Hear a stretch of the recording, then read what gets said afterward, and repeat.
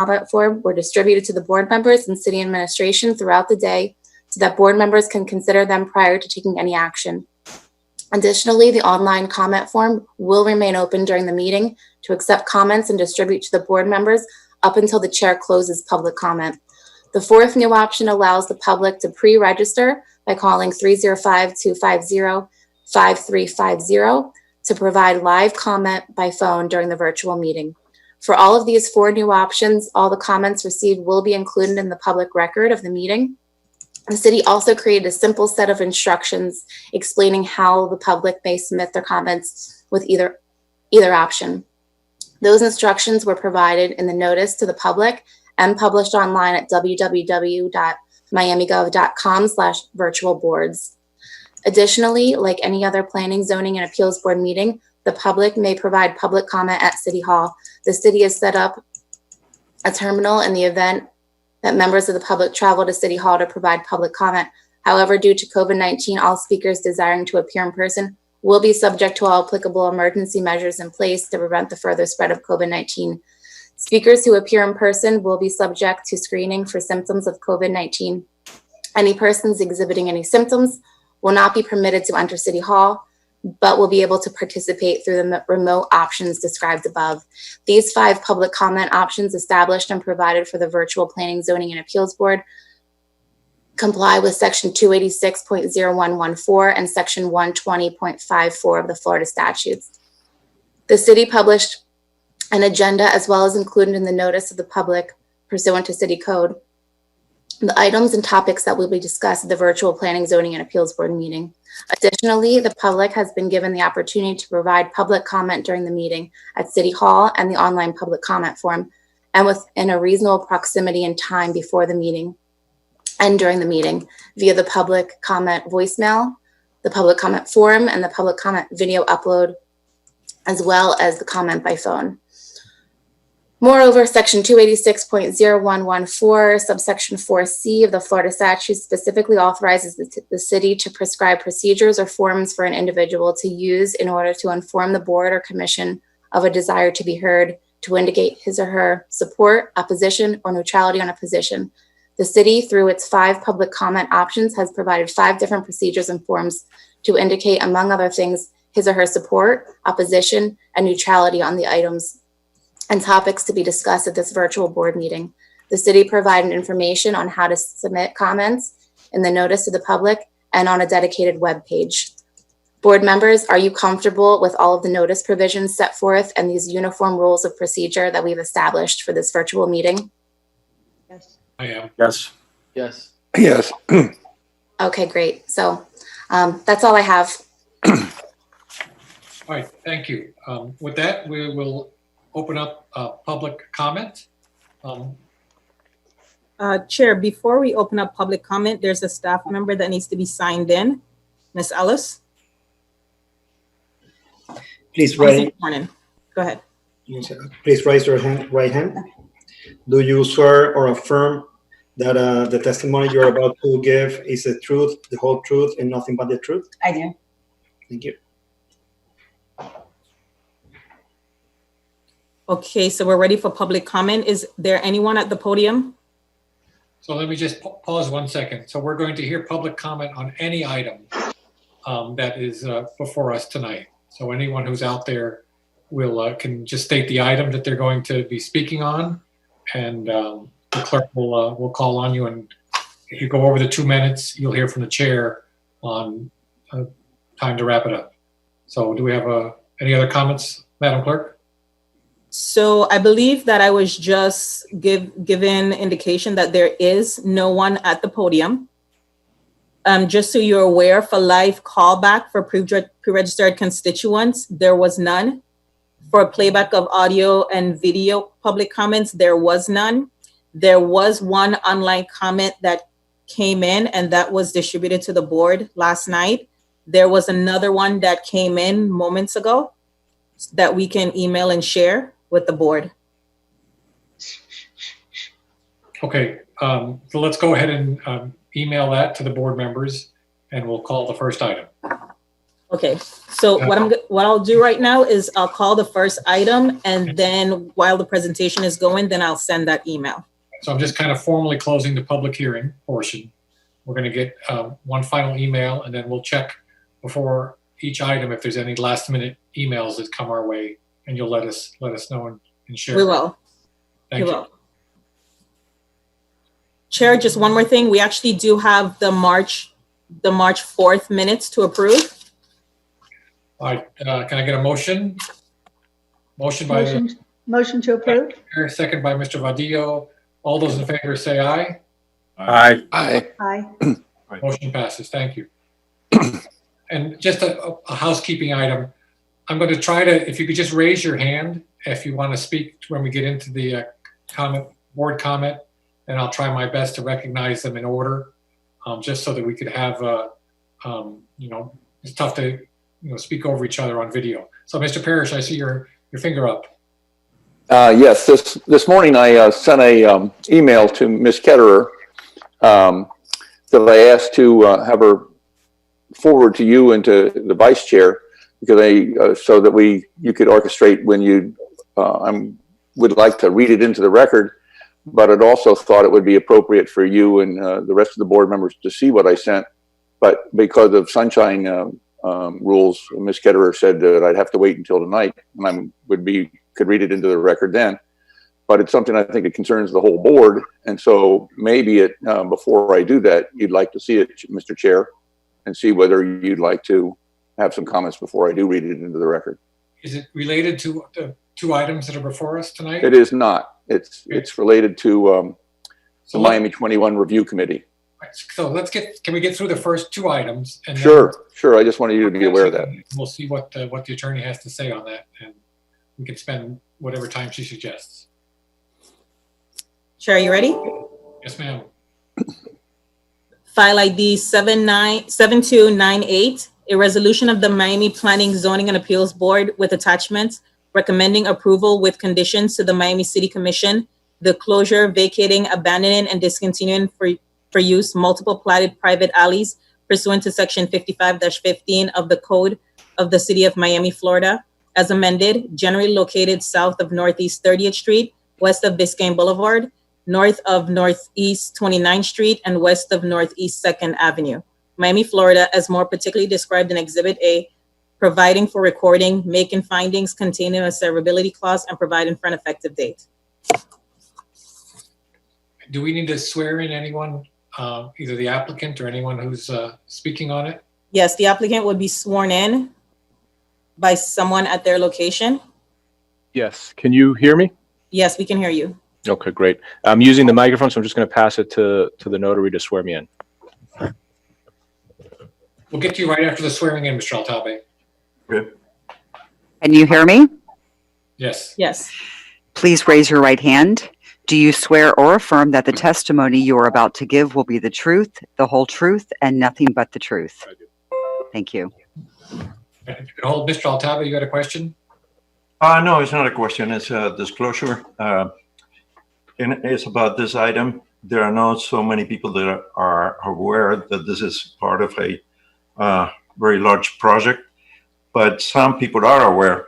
And I received several emails, all concerning about the dimension of this total project and concern about the traffic that will be creating in that area. That was all. Attorney, any concerns? I'm sorry, there were public comments. I received one public comment from staff this morning. Are you referring to something else? No, I think I'm referring to emails that were sent to me directly. So he's just doing a disclosure that he's. Oh, okay. I apologize. I was putting it on, but I apologize. Right. That doesn't seem to be a conflict or anything like that. Okay, we can proceed with the item. Staff?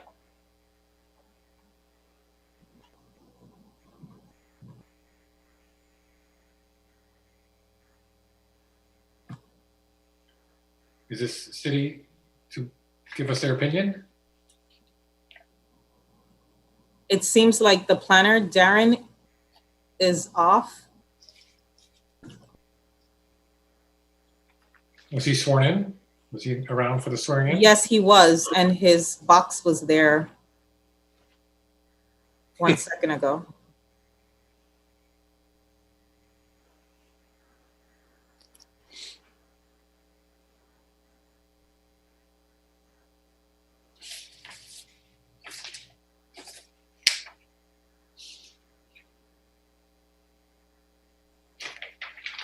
Can we just go on to the next item then?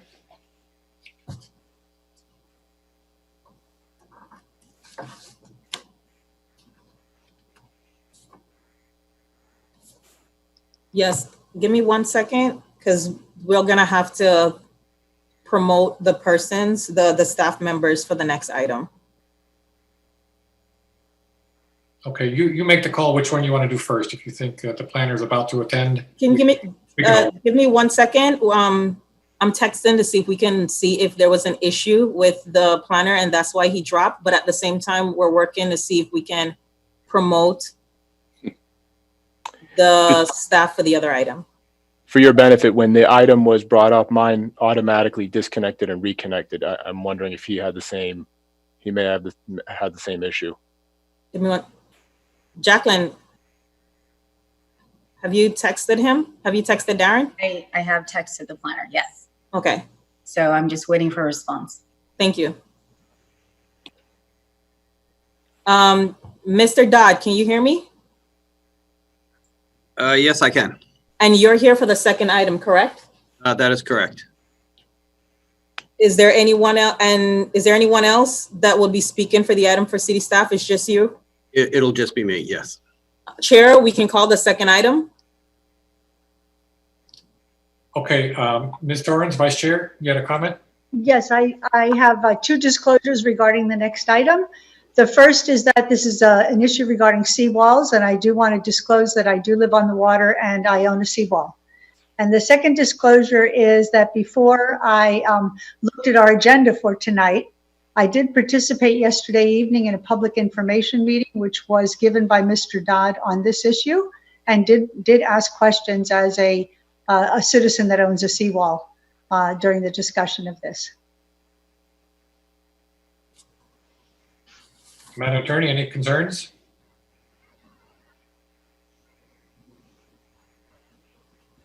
Oh, Ms. Torrens, I was forwarded an email from you earlier today, and I tried to call you and I did respond. There are a couple factors that go into whether there's actually a conflict or not. This seems to be an ordinance that it's of general applicability and that it covers the whole city, but obviously it's really only applying to those along the water. However, it seems to be a lot of properties, and I don't know how this will affect you in a financial standpoint. You know, if this will require you to invest a lot of money in your seawall, and so it's going to create either a benefit or a harm to you in a financial standpoint, then, you know, state law would require you to recuse yourself. But if not, if the nature isn't there, then you wouldn't have to recuse yourself. In addition, our city code 62-17 provides that if you feel that this involves your private or personal interests, and then you can go ahead and disqualify yourself. So with that being said, I mean, I don't know how many properties that this particular one involves, and the nature of the financial gain or harm in it.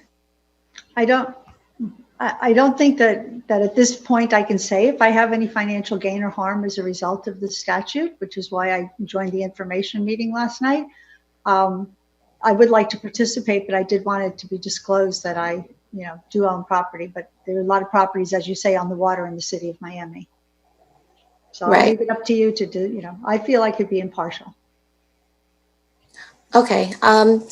Director Dodd, do you know how many properties that this ordinance would affect roughly? I mean, is it a large portion? Is it all waterfront properties, or is it limited to, certain bodies of water? It is all waterfront properties in the city. There is several hundred, I would guess more than 1,000 properties that can be impacted by the decisions made. Okay. With that being said, and that, it doesn't seem to be a big harm or gain on your end, it doesn't appear that you have a conflict. And if you don't feel that that you have any private interest in this particular ordinance, I don't think that it's necessarily required for you to recuse yourself. Thank you. Chair, we do have the planner. Do you want us to just continue with item 1 or just move to item 2? Let's continue with item 2 as we seem to be ready. Have we read that item into the record? No, I'm going to read it into the record right now. File ID 7331, a resolution of the Planning, Zoning, and Appeals Board recommending approval or denial of an ordinance of the Miami City Commission to amend Appendix B Waterfront Design Guidelines of Ordinance Number 13114, the zoning ordinance of the City of Miami, Florida, as amended, more specifically by amending sections titled Bulkheads or Seawalls, Natural Living Shorelines, Design Standards for Bulkheads or Seawalls, Design Standards for Waterfront Walkways and Safety Buffer Zones, to modify and clarify standards for bulkheads, seawalls, and natural shorelines, making findings containing a severability clause and providing for an effective date. All right, City, please. Okay, what I'd like to do is share a presentation with you. It should take me about 20 minutes to 25 minutes to go through it.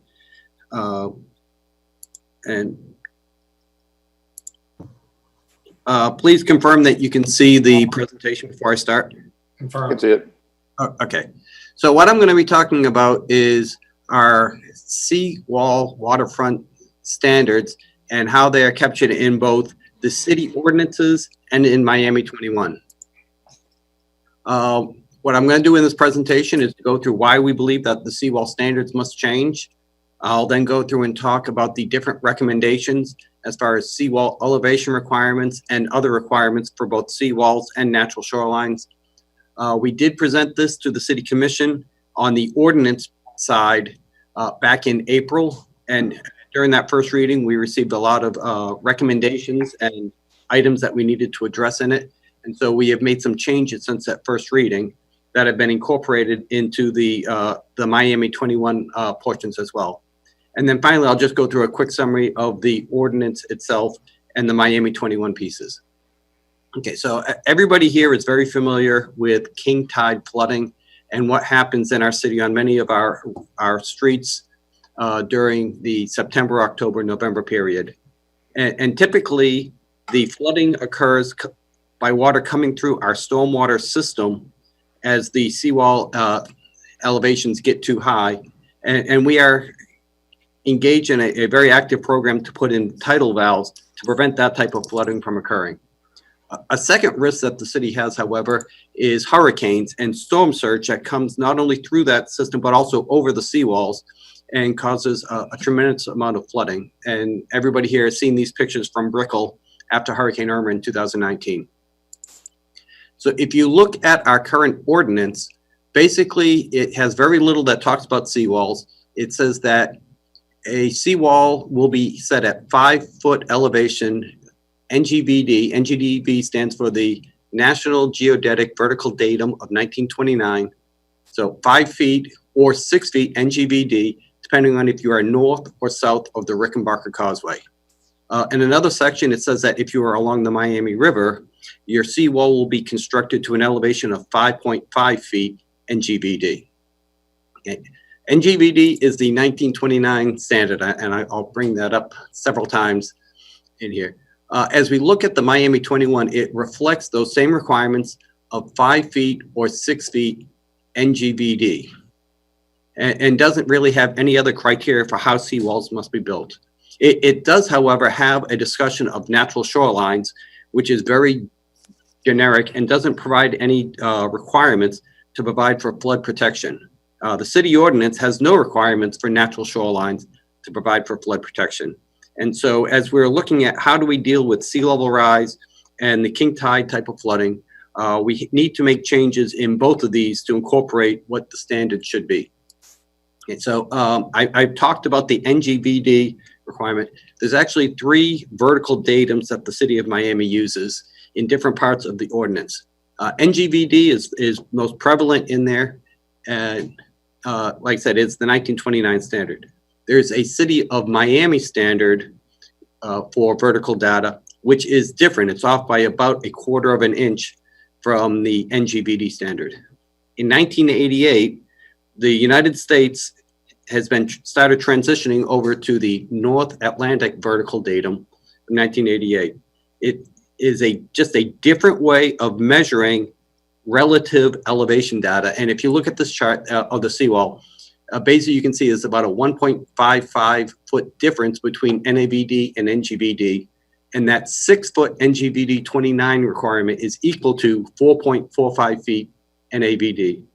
And we believe that it's best for the city to have one standard that is used throughout the ordinance. And naturally, it needs to be the most current standard, the 1988 NAVD as a standard. So we will be trying to change the code to bring everything up to NAVD 88. And that is what I'll use for the remainder of this presentation. Okay, so this is a chart that comes from the Virginia Key Tidal Station that NOAA has been operating. It's been in place since 1994, and basically it records the sea level water elevations about every 6 minutes. And as you look at this chart, the blue line reflects what NOAA predicts will occur on those tidal cycles. And generally, what you see is that our normal high tides outside of the king tide window comes in a little over 0 feet NAVD. It's about 0.2 feet NAVD. When we have king tides, we see that the water gets higher, and our normal king tides are predicted to come in a little below 1 foot NAVD. However, this is only based on the relationship between the Earth and the Moon and doesn't take into account weather patterns. And in Miami, we are very much affected by the tidal currents. And so when we actually have king tides coming in, they tend to be greater than what is predicted. And the green line reflects what actually occurred on this day. And what you can see here is that the normal tides, like I said, were a little below 1 foot. They were predicting king tides are closer to 1 foot, but the observed king tide came in around 2 feet NAVD. And actually on October 4th, we had a peak of 2.28 feet NAVD. And this was right around when Hurricane Irma happened. And so there was a lot of weather patterns in play. However, as we look at the past year and the king tide windows, these are charts from October and November of 2019. And it's those same 2 lines of what is predicted and what is actually recorded and occurred during those days. And what you can see is that throughout the period, the actual recorded tidal elevations were higher than what was predicted. And much of this period, they were somewhere from 16 to 18 inches above what is predicted. We had peaks that were anywhere from 1.93 feet NAVD up to 2.18 feet. And 78 out of 90 days during the king tide window, we were above 0.89 feet, which is the king tide threshold, when we will see tidal flooding occurring in the city during king tides. So this is a typical seawall as defined by our ordinance. And on the left, you can see the 3.45 or 4.45 feet, which is equivalent to the NGVD 5 feet or 6 feet. But these are what our ordinance requires our tides to be. And you can see the average high tide outside of the king tide window is around 0.26 feet NAVD. When we look at those peak king tides that are coming in between 2.14 to 2.28 feet, we still have about 1.5 feet of buffer between our king tide peaks and the top of our seawalls north of the Rickenbacker, and even more south of the Rickenbacker. And while that's not a whole lot of room, it does give us some protection against additional surge and helps to avoid flooding over the top of the seawalls. But that's today's conditions. And what we need to take into account when we're talking about seawalls and building infrastructure is that you build today for the conditions that will be in place 40 to 50 years from now, because typically that's how long a seawall is in place. These charts are a little bit hard to read. On the top left is the recording of the water levels at Virginia Key. And as they did analysis on it, on the bottom left, you can see that we were averaging about 0.22 inches of sea level rise per year going back since 1994. And that accumulated up to about 5.7 inches of sea level rise that we have experienced during that time. As we're looking at predictions of what will happen over the next 50 years, we rely upon the South Florida Climate Compact to tell us what they believe will actually occur in Florida. And this is basically the 4 southern counties bring together with a lot of scientists and academia to look at different models for sea level rise and see how it would apply specifically to the South Florida region. And what they released in January of this year is that they expect by year 2070, 50 years from now, we will have anywhere from 21 to 40 inches of sea level rise. And that is what we need to take into account as we are planning for the future. So what happens when we look at that same model of high tides and king tides? Now our average high tides will be coming in around 2 feet NAVD. And at the lower end of the scale at 21 inches, we'll start seeing king tides somewhere around 4 feet NAVD. And they will be regularly overtopping seawalls north of the Rickenbacker and very close to the elevations for seawalls south of the Rickenbacker. And obviously that will not work. We'll have significant flooding throughout the city if we do not make a change now and start incrementally doing something to increase our seawall heights. Okay. As I said, that was at 21 inches. If you look at 40 inches of sea level rise, your king tides are actually coming in closer to 5.6 feet NAVD and would definitely be overtopping almost all seawalls in the city. So as I talk about our recommendation for what we should have as the new seawall height minimum elevation, I'll show you why we are recommending a minimum elevation of 6 feet NAVD. However, because of that uncertainty between 21 and 40 inches of sea level rise, we believe that there needs to be adaptability in our ordinances to allow for increasing the height of seawalls should we have that worst case scenario of 40 inches of sea level rise. And so we believe that's necessary to design to a minimum of 6 feet NAVD. However, to build in flexibility in the design of seawalls so that they can have a cap put on them to raise it an additional 2 feet if necessary. And I'll go through some of the economics associated with that decision in a few slides. But this is the key piece of what we are recommending, is the change to bring it up to 6 feet NAVD as the minimum elevation with the ability to put a cap on it and raise it to 8 feet if needed. Okay, so this is a chart that our stormwater master plan consultant put together, looking at the properties along the waterfront areas and at based on the current elevation of their seawalls, how many properties would be inundated, would be flooded, should we see different stormwater levels. And what you see is that as we get to 6 feet NAVD, which is the line on the left is where we are right now, 3.45 feet. But the line on the right is 6 feet NAVD. And at that point, each of these lines represents a number of properties associated with a interval storm event. And basically a 1-year storm versus a 100-year storm, and how many properties would be inundated. What we see is that each of the different color lines represents different increments of sea level rise that will occur in 6-inch intervals, but all of the lines begin to converge right around the 6 foot mark. And what that shows us is that around 6 feet, if we build seawalls higher than that, we are not providing protection to a significant greater number of buildings and structures. So that is the point where when we build our seawalls to that point, we are providing as much protection as we can for the number of structures. And so it's just a different way of looking at what should the elevation be. 6 feet seems to be about the right elevation point. As we're looking at those standards, again, it only talked about the requirement for elevation in our ordinances and in Miami 21. And it doesn't talk about a lot of the other factors that can cause flooding to happen. Not only do we have seawalls that are too small, or too low rather, but when seawalls are in disrepair and they allow water to pass through them because there are breaks in it or gaps in the wall. When we have erosion behind the wall that's allowing soils to pass through and also to create openings for water to flood areas.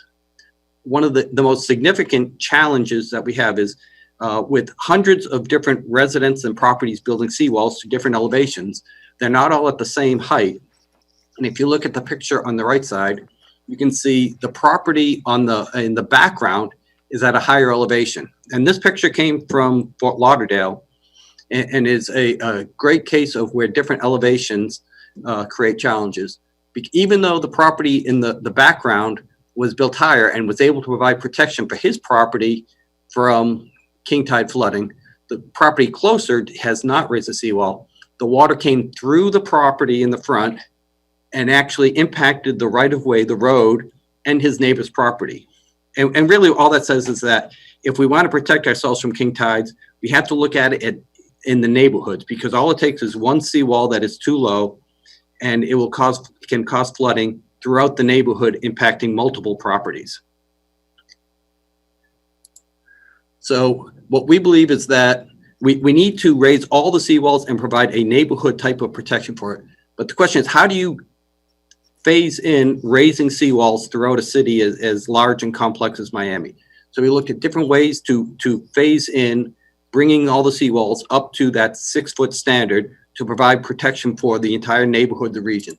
So the first choice that you can have is we can just say a mandatory date by a certain year, all properties must rebuild their seawalls to that higher elevation. And while that provides the protection that we want by a certain date, it also means a lot of homeowners will be having to rebuild seawalls that are in perfectly good condition right now. And other than being a little short, they are not causing any flooding problems. And that's a huge economic burden that we don't really feel is necessary. Okay. A second option is, as homeowners are coming in and they're replacing their seawall in due course, they were going to replace it anyway. At that time, they bring it up to the newer standard. And that's a good way to do it because people would have been spending the money anyway. But systematically, over the course of 20 or 30 years, we will achieve that higher standard. The challenge is some properties may never decide they want to replace their seawall and will continue to have flooding problems where the water's passing through the properties, impacting their neighbors or the right-of-way.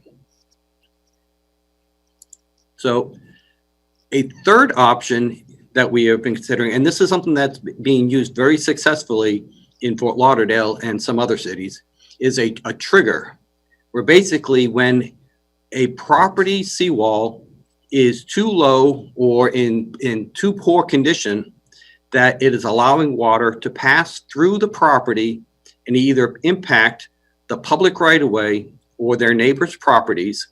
At that time, they can be cited and they will be required to bring their seawall up to the current standard. And what this does is allows us to only require the seawalls to be raised at the time that it's having negative impacts. So as we were looking at these options, we believe the best choice is probably a combination of number 2 and number 3, that we create the new standard, and as people are replacing in due course, they will build to the new standard, unless you are hitting one of those triggers where you're causing negative impacts to the neighborhood, to your neighbors to the right of way, at which time you would be required to come up to the new standard.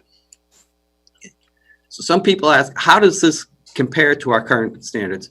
And the picture on the top here is the seawall near Morningside Park on 55th Terrace. The wall's at 3 feet NAVD, And the pole behind the gentleman is at what is being proposed, 6 feet NAVD.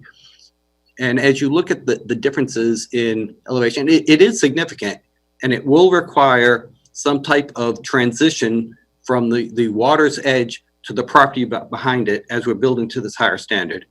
However, as you compare that to the projected flooding that will occur as the sea level overtops this wall, right now at 3 feet, they have about 9 inches of buffer from the top of the king tides. And within a matter of years, the seawall will be getting overtopped during king tides. The flooding that will occur will go back several blocks on 55th Terrace. And on the bottom, you have maps that we did through computer simulation to show how significant the flooding would be as soon as the water crests over the top of that wall. So what will it look like when you have a 6-foot NAVD wall? On the top left is the seawall that's behind the mark, which is at 1155 Brickell Bay Drive. And this is part of the Bay Walk, where you can see a very nice area where people are able to congregate and walk, but then a slightly higher wall closer to the water's front. And people are able to sit on it, recreate, and still access the water, but it provides that level of protection that we are proposing in this ordinance. If you look at the bottom left, you have Brickell Point, which is a little further down on Brickell Bay Drive. The wall is only at 4 feet, which is not to the proposed standard. However, it could be very easily modified to provide that same level of protection and provide amenities for walking and access to see the water. Those are just 2 areas in the built up. The other options, as we have a lot of areas that don't have seawalls, they're natural areas. And on the bottom left, this is just one way that has been done where you have a natural waterfront. Instead of the 6-foot elevation being provided right at the water's edge, they push it back. And here it has a seat wall, which is a mechanical structure. This could also be an earthen berm or a raised walkway, but something further back that allows water to pass through an area of mangroves, trees, just so long as somewhere within the property area, you provide a raised elevation of 6 feet that's relatively impermeable to prevent water from passing through and impacting beyond the properties. And that is done quite frequently in a lot of projects where they'll have an earthen berm that is just raised enough to prevent the tidal waters from coming in during those periods of peak tides. And so economics is a big part of this decision as we're talking about building seawalls to a different standard. So we went and we met with a number of contractors who build seawalls and asked, what is the cost to build a seawall at 6 feet? And what's the cost to build a seawall so that you can put the cap on it later on? And what we learned is, I got 2 different costs in here. One is dealing with residential properties and the others with industrial or large development projects.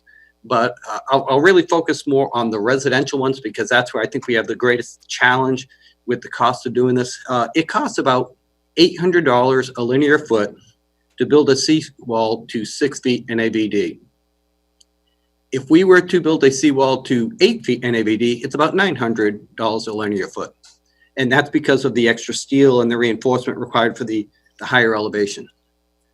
If we were to design it so that it's only at 6 feet, but it can have the cap put on top later on, the extra initial cost is only about $50 a linear foot more, but that cap can be done for a fraction of replacing the seawall. So to take all the numbers, if you go down to the bottom block, option A was if we build it now without any future flexibility, the ability to put the cap on, we would spend for a 100-foot wall about $80,000 today to rebuild that seawall. If it does not have the flexibility in it, in 20 or 30 years, if they determine that it needs to be built to that higher standard, they would have to replace the entire wall for about $90,000, and the total investment to do it twice would be $170,000. If you build the wall where it's got that adaptability, flexibility in it to put a cap on it, you would spend about $85,000 today to build a seawall to 6 feet NAVD. But then 20 or 30 years from now, if we need to raise it, it would only cost about $10,000 to put that cap on and provide protection. So your total investment is around $95,000. So we believe for the additional cost of about $5,000 in this case, you're giving a much more adaptable, flexible solution to react to whatever the future conditions may be. Part of this is also permitting, design, and construction, but we do believe that flexibility is very important to our city. So there's other ways that a higher seawall impacts the economics of a homeowner. Anybody who lives on the water, near the water, has to pay for flood insurance through the National Flood Insurance Program. And this is an analysis of what it typically costs for a property, and based on if you're in the VE zone or an AE zone. And what you see is that for a house, just an average house, around $250,000 with $100,000 of content coverage, if you're in the VE zone, you would spend a little under $7,000 a year for your premium. And if you're in the AE zone, it would be around $3,300.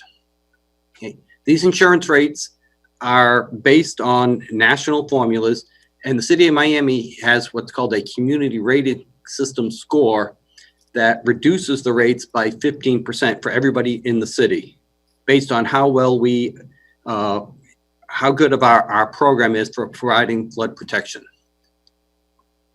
As we do these improvements, people are building higher seawalls, we have seen where they're able to go in and through a process with FEMA and apply to have their property changed from categorized as a VE zone to an AE zone, which provides a significant reduction in their insurance costs. As we, as a community, are able to improve our resilience through not only increasing our stormwater, our seawall elevations, but other parts within our program, we will be able to potentially reduce our insurance rates from that 15% deduction to 25% deduction by improving our class score. And when you put those two together, you have the potential to save hundreds or thousands of dollars for every homeowner annually in their insurance rates. Okay, so the ordinance itself, I'll go wrap this up by going through what are the standards and what are we proposing to change in it. The first one is that we do want to change everything over to NAVD 88 as the one standard for elevation data in the city of Miami. Within seawalls and natural shorelines, we want to have a standard for permeable erosion barriers. And what that does is providing a standard that makes sure that water cannot pass through the walls or through the natural shoreline and create flooding behind it. We want to set the minimum elevation at 6 feet NAVD with the ability to provide that cap, to put a cap on it to raise it to 8 feet NAVD, another 2 feet. We want to put in the ordinance that seawalls must be maintained in good repair, and that if you hit the substantial repair threshold where it has degraded to the point that you are repairing a significant portion of the wall, either in length or in cost, that you would then have to build to the new standard. So you can go in and do minor repairs, but once you hit the substantial repair threshold where you're doing the majority of the seawall, you would have to bring it up to the current code. That if your property and your seawalls allow tidal waters to impact either the adjacent properties or the public right-of-way, that you will be required to improve to the new standard. You would be cited and you would need to initiate repairs, the program or the project within 180 days, and there is a permitting process that goes with it. You would have to start repairs within 365 days and complete the repairs or the replacement within 18 months of receiving the citation. And finally, we recognize that sometimes these processes get complex and it may be impossible to meet those deadlines. And so it includes an extension to the timelines and a complete mitigation of all fines that are accrued, as long as you are demonstrating that you are making progress working towards it. And particularly with seawalls and permitting with the Corps of Engineers or other entities, it could take you 2 or 3 years before you're able to start construction. And we don't want to hold that against you, as long as you're doing everything you can to make the changes that are needed. Okay. So as we brought that to the commission, and we've been having discussion with different homeowners associations and other stakeholders, some other changes have been recommended that are being incorporated into the proposed ordinance and also Miami 21. The first part is in section 2981 of the code to clarify that the landside interface, where that 6-foot elevation comes into play, does not have to be right at the water's edge. It can be anywhere on the property, as long as you're constructing it so that you're protecting any type of habitable structures behind it. Okay. And really, this is trying to accommodate needs for people who have marinas or other type of functions on the water, and they can't build to the higher elevation. We included the definition of substantially impermeable. We put in a provision to waive permit fees if you have financial hardship. And this is trying to take care of some of those private homeowners who they're already spending $80,000 to $100,000 to replace the seawall. And if we can waive $2,000 to $3,000 of the cost, that makes up for some of the additional requirements that we're placing on them. We added in language to allow for different construction methods if you cannot achieve the requirements right at the water's edge due to the proximity of existing structures. And basically what we're trying to do is let engineers be creative in providing the protection we need, but doing it in an engineered sound way. We provided a process for individuals who may need a variance to both the 6-foot NAV elevation requirement or the ability to put the cap on it due to financial burden or any type of other circumstances. If they have a functional requirement that would not allow them to build to that higher standard, there's a waiver process. And finally, to put in language saying that this only is, the NOV would only occur if you are having flooding that's occurring due to expected seasonal tidal events. And so if we are having hurricanes, extreme weather events that are not predictable, that you would not be cited. And really that's, we don't want to be citing people because a hurricane came through and flooding occurred. But we do know when the king tides will come in, we know what they are predicted to be every year. And when that type of flooding that is predictable occurs, then you would be subject to getting cited if this does happen. So coordination, as I said, we've been doing a lot of coordination on this. We've talked to a number of different stakeholders. We have done HOA meetings with a number of groups. We have met with the Miami River Commission. We have met with the DDA. And today we're bringing it to the Planning and Zoning Board. It is scheduled to go for the ordinance portion to the commission on June 25th for consideration. And we hope that soon after we do the ordinance part, that we'll be able to bring the Miami 21 portions to the commission as well with your support in order to make sure that we're providing the resilience and the protection that we need for our communities. There was, I was going to do questions. I'm just going to go very quickly. There was a question about how many properties does this impact? And this was a quick slide of the number of properties just on the Bay and the Miami River. There's about 558 properties that are impacted as far as seawalls, and then an additional number that is has natural shorelines, and we did not count those up. But that concludes my presentation, and subject to any questions you may have, I'd be glad to answer them. I have a question. Hold on. So let me just have a final check. Is there any public opinion out there for this one? Any last minute feedback that we received?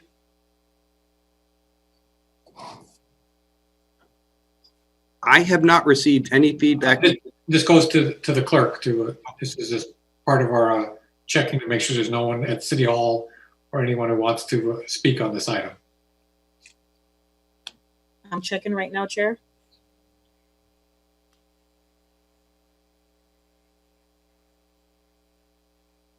And can you reduce your screen so that you're not in presentation mode anymore?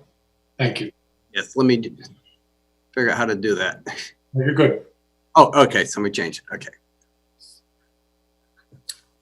I sent a text to City Hall. They have not responded yet. And there's not been any further email? There has been no further email. We'll check the system again.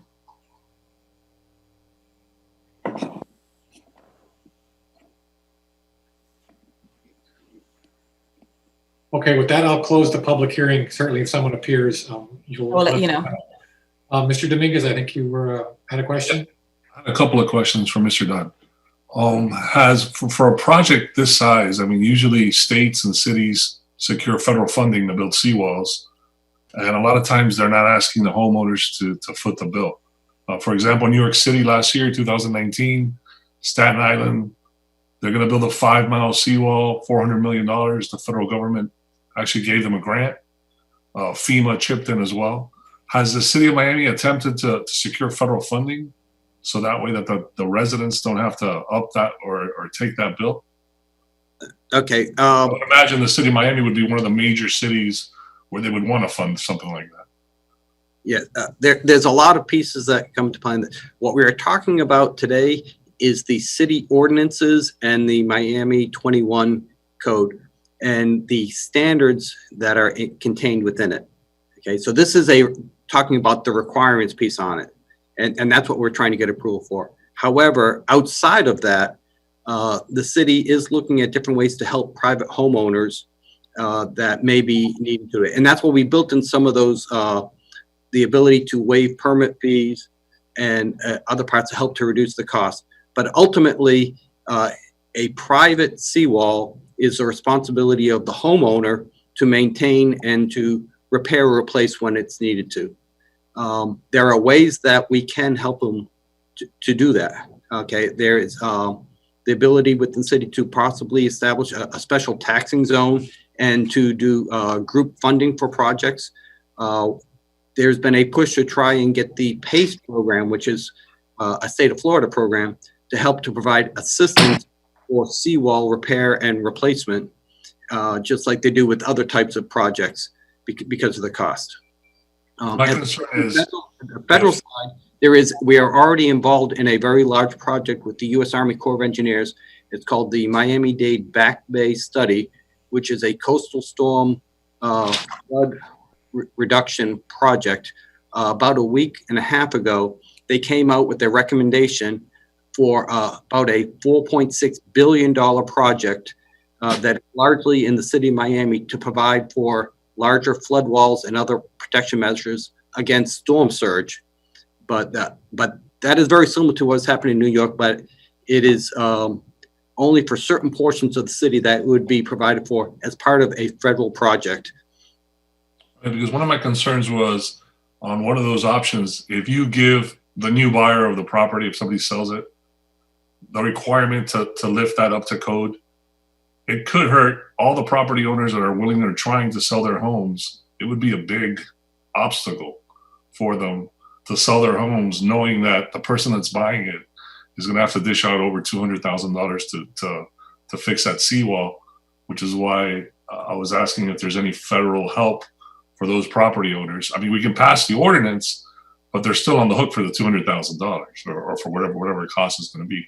Obviously, it's a good idea to do it, but if the person doesn't have to do it and the person buying the property after is required to do it, that's going to be a big obstacle for a homeowner. And I don't know if that's going to be a great idea.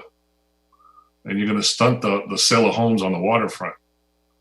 Yeah, and that is why we think that the preferred option is definitely that you come up to the higher standard when the seawalls are going to be replaced anyway, when they've hit their natural lifespan and you're going to be replacing them in due course. Ideally, we would not be citing properties very much in comparison to the number that they're just coming up to the new code as they're phasing in a new seawall, just like if you would be replacing the roof on your house every 20 years. Right. Chair, there is no one at the podium. Okay, thank you. In reading your presentation, it talked about adding something about ensuring homeowners maintain the seawall. Is that new language, or today there's just no language to maintain existing seawalls, and so that's why they're falling into disrepair, because the city has no way of citing someone for a poor seawall? The code does not have specific language in it, at least within these portions, that talks about the responsibility to maintain it to a certain standard, and because the standards aren't in there. And so that's part of what we're trying to do, is to require within the code that it must be maintained and kept in a good condition so that it does not present this type of flooding challenge. Okay, Vice Chair? Go ahead, Vice Chair. Thank you. I have two questions. First of all, thank you. And I'm really happy that the city is addressing resiliency and our seawall situation in the city. My first question is, and I think the code does not allow two property owners to have their seawalls meet, that there has to be a space at the property line. So I think that's the code, because I see it all up and down the river. None of our seawalls actually abut the seawall of our next door neighbor. So I'm assuming that that's a code issue, that there has to be some sort of a space. And if so, then that kind of takes away from the whole idea of having our seawalls at the same level, because the water will come in through there. I don't know if you know how the code reads for that. That's my first question.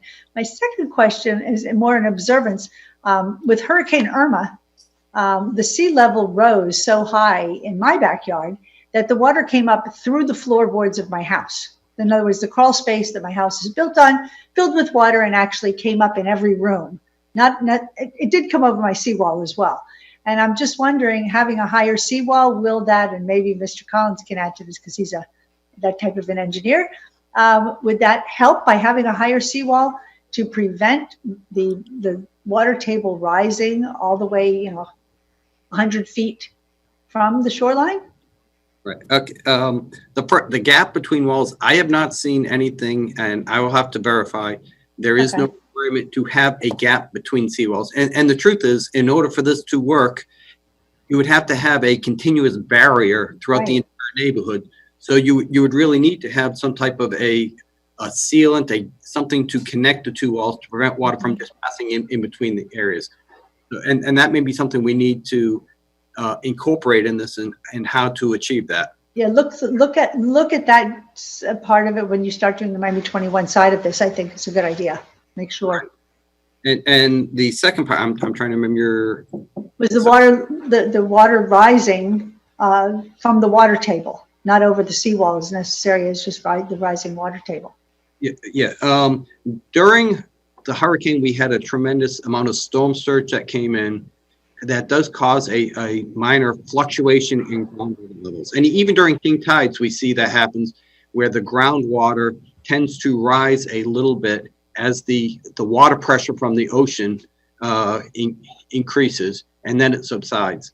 And so the higher seawalls would not prevent that from happening, because we have a very porous base throughout South Florida that allows the groundwater to pass through. At some point in time, that will have to be addressed within our stormwater plan, how we deal with rainwater and groundwater to drain areas. And it may require additional stormwater infrastructure, pump stations, things like that, to make sure that we're not having flooding in the neighborhoods. But the seawall itself would not protect against that. Thank you.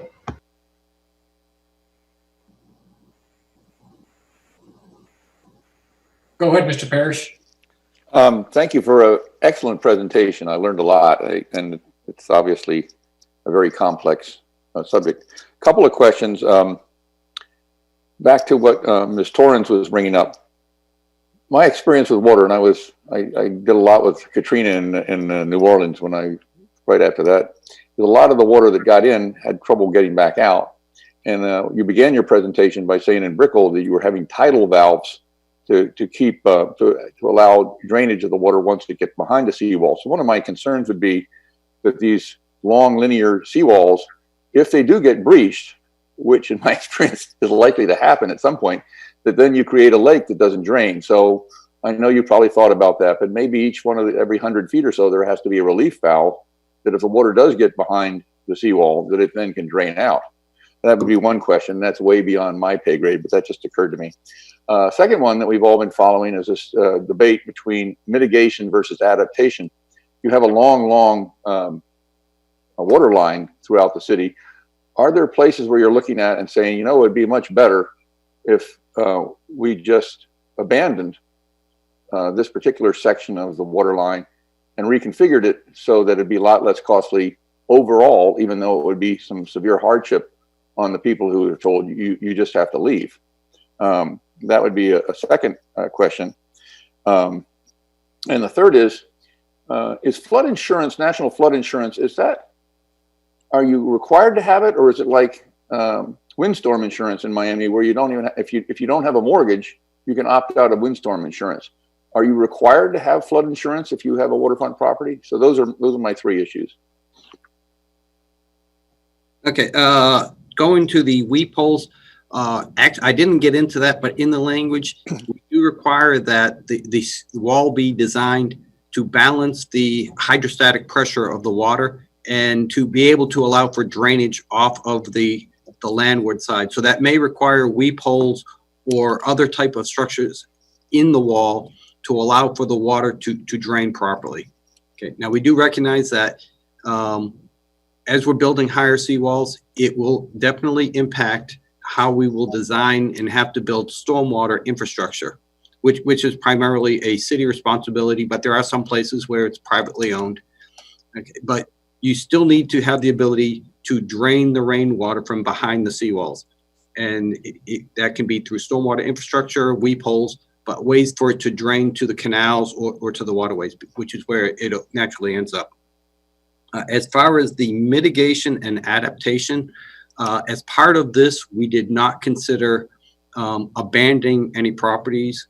That is part of a national discussion on, are there areas that are no longer worth trying to invest, they cannot be saved due to sea level rise.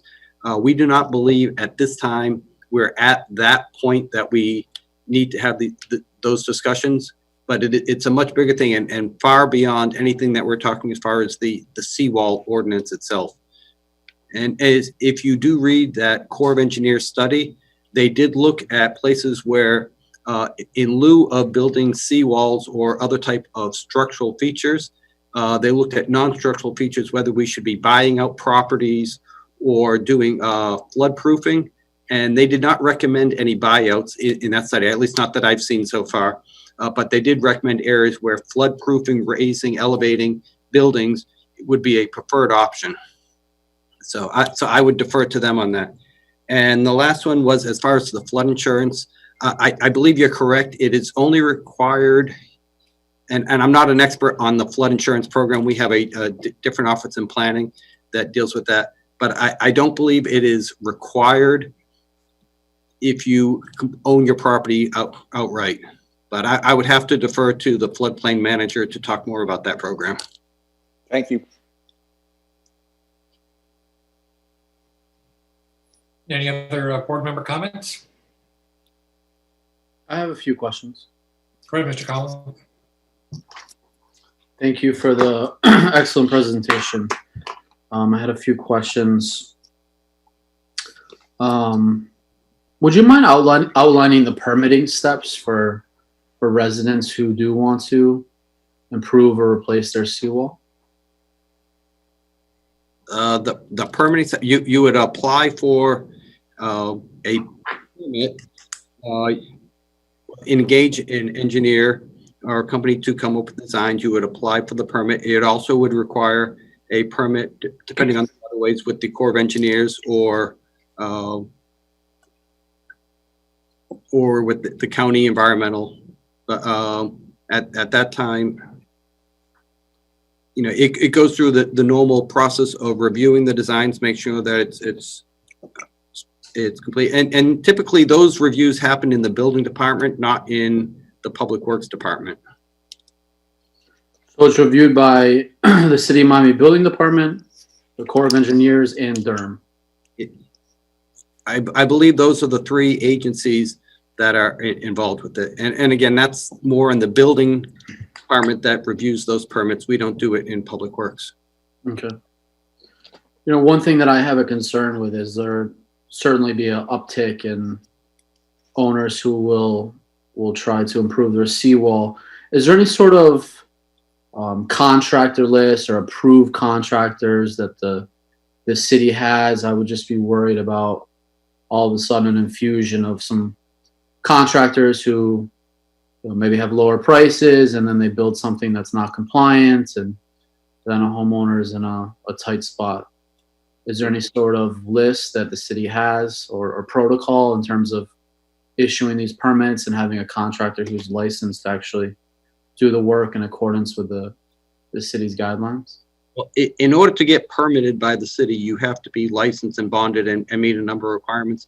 Well, we don't actually maintain a list, and we cannot say here's the three contractors that we recommend you go to because we know they're good. So it's really something that we're not allowed to legally give recommendations on who people should or should not do business with. Okay.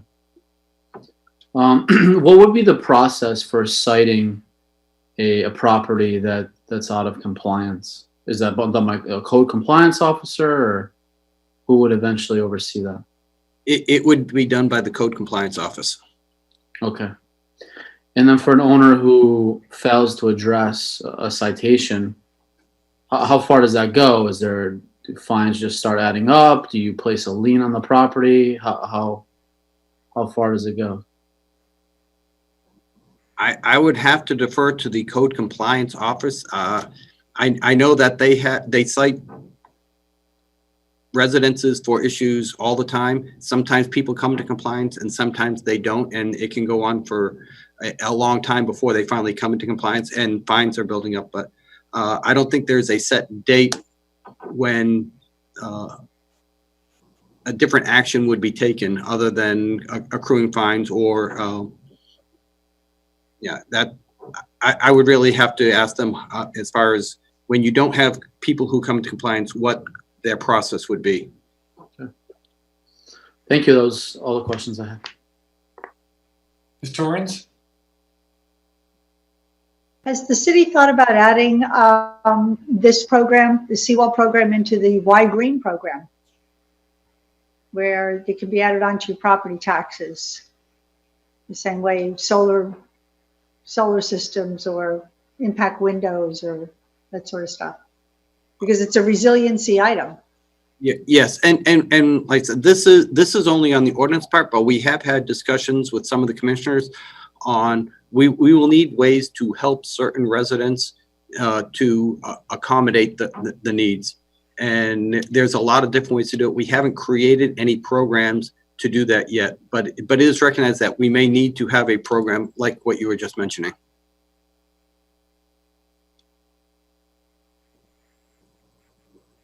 Mr. Gersten, you have a comment?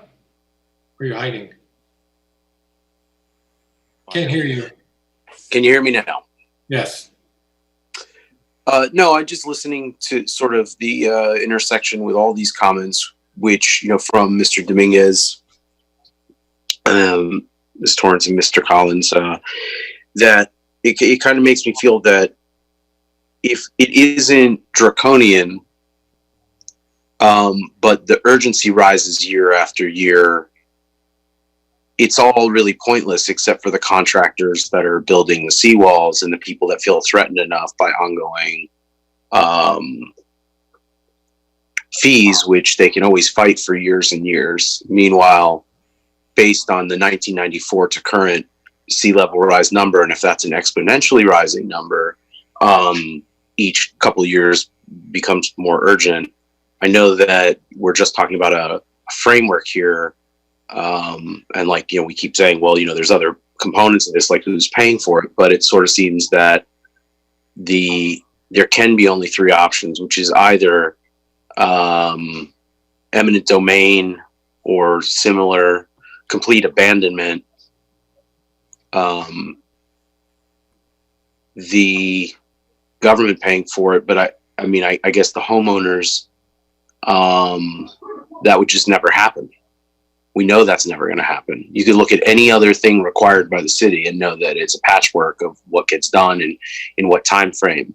Since this is a time sensitive thing, I just don't see how this moves forward with that ask in any sort of seriousness, if that makes sense, based on everything else that happens here and everything else that's required.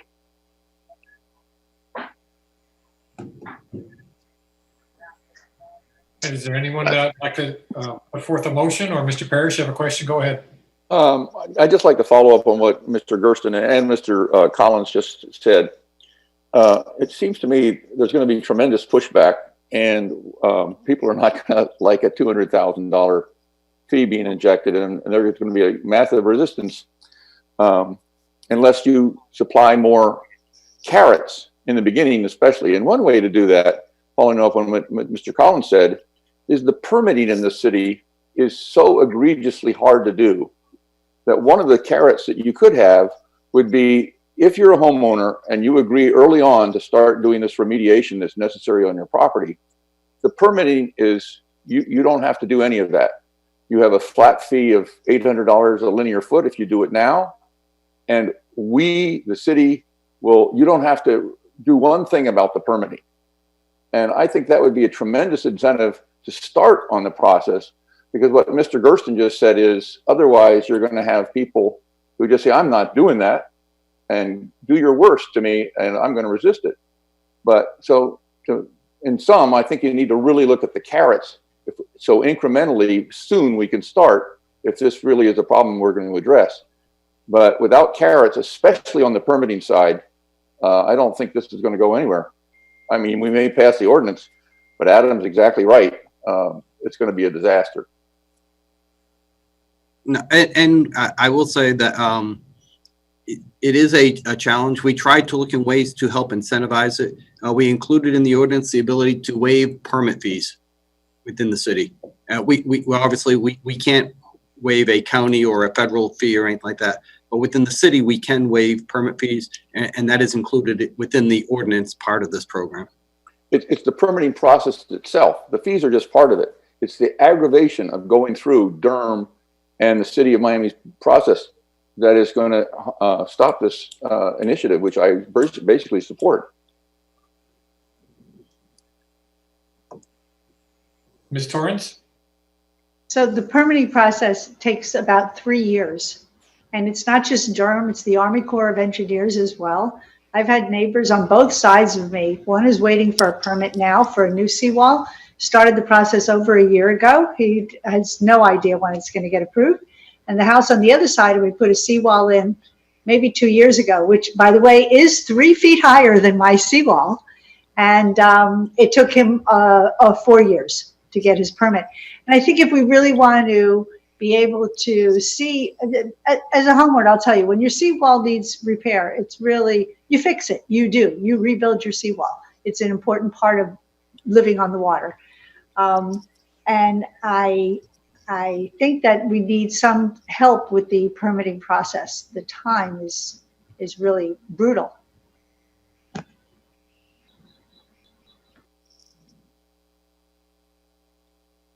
Anyone care to make a further comment or a motion?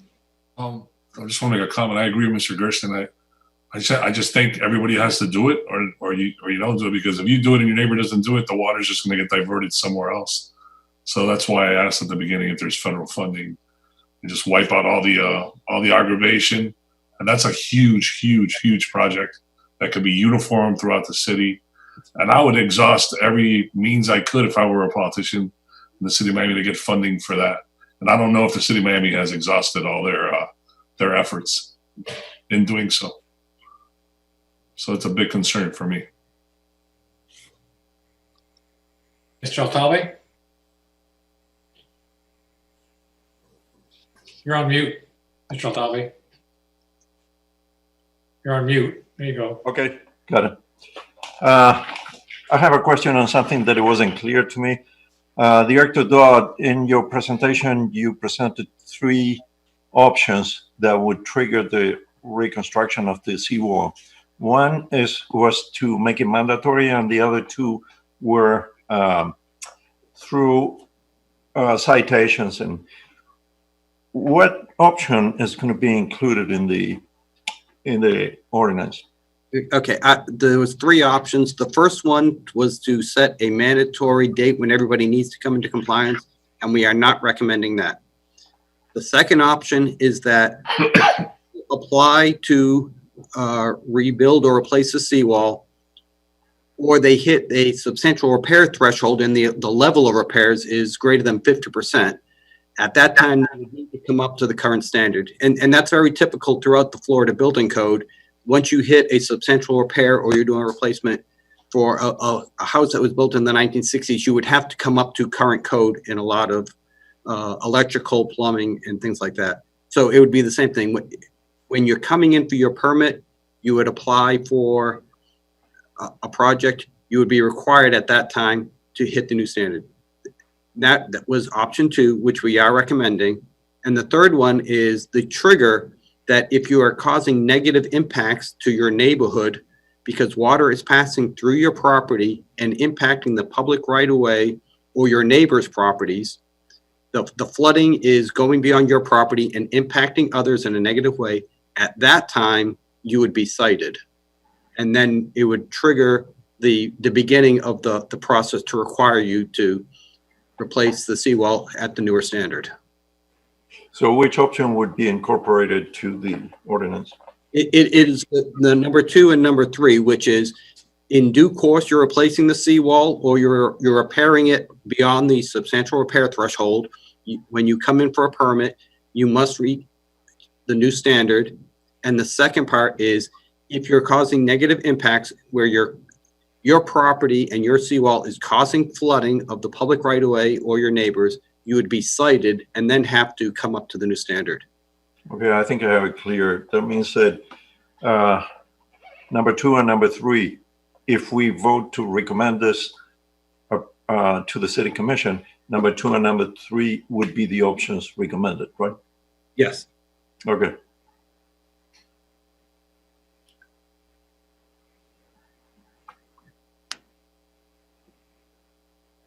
Altabi, would you like to make a motion?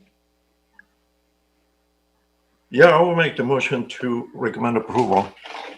Do we have a second?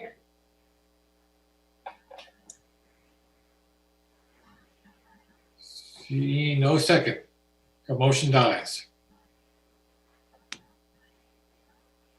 Mr. Parrish. I would be willing to second this if Mr. Altabi is willing to consider some language that Ms. Torrens and I and others were saying about that the permitting should be the permitting for anyone who elects, maybe for the first 2 years of this initiative or something like that, to rebuild or to the new standards of their seawall, would be completely relieved of any permitting obligations. That the permitting would be due to the governmental authorities to make sure that the thing is designed to code.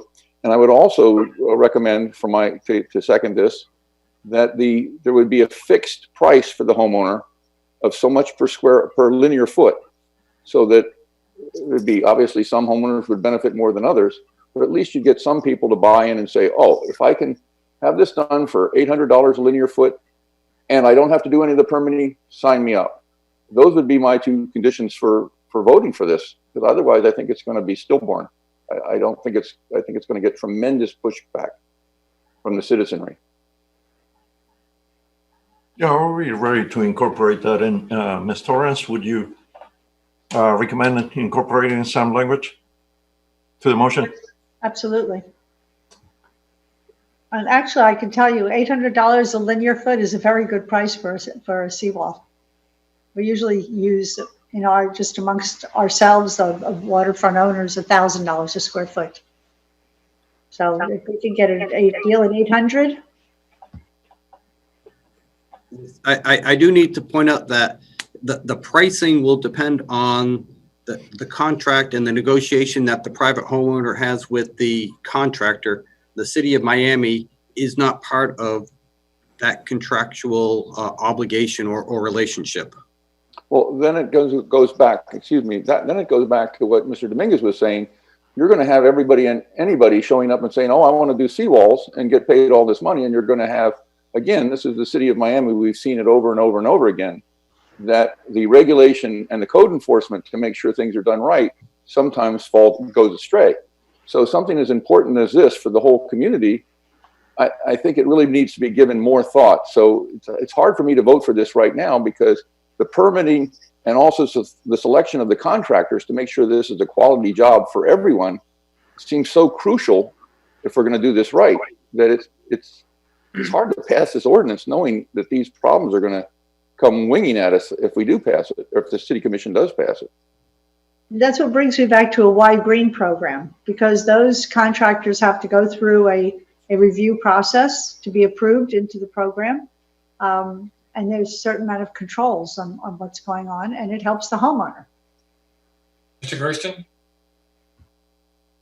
Yeah, I really just then would even solidify what I'm saying even more. I see this, especially now, as something that has to come to us with the public work, maybe it's a public-private thing, but it's like a WPA style infrastructural citywide mega project. It's a job creator, it's a skills creator, and it's just massive. And to do it right, and otherwise, yeah, like Mr. Dominguez says, like we all know firsthand with either family or friends, you go see that one neighbor has a lower seawall or one has a disconnected seawall, and again, as the water, as we speak, rising and surpassing any predictions by multiples based on the charts, a couple seawalls on a block or on a few blocks mean the entire neighborhood is inundated. So it just, to me, this has to, I see it as, it's sort of weird voting on this now with all these requirements for individuals when it just doesn't seem like a feasible thing without the force of both federal money and the city of Miami and maybe some of these, whatever, the bonds or whatever, really being set aside for what's a number one issue on everybody's, for everyone, because the flooding and storm surge affect everyone inland. I mean, I heard a couple times, or maybe it was one, I know at least once, talking about the distance that storm surge can reach. So I'd like to remove the motion. Yeah, sorry. I'd like to remove the motion and replace it with a deferral. There's a motion to defer. Do we have a second? I would second that. With any kind of deferrals, any direction that we could give the city in terms of, can you come back with? Yes. Make that part of your deferral so they have some action upon their return.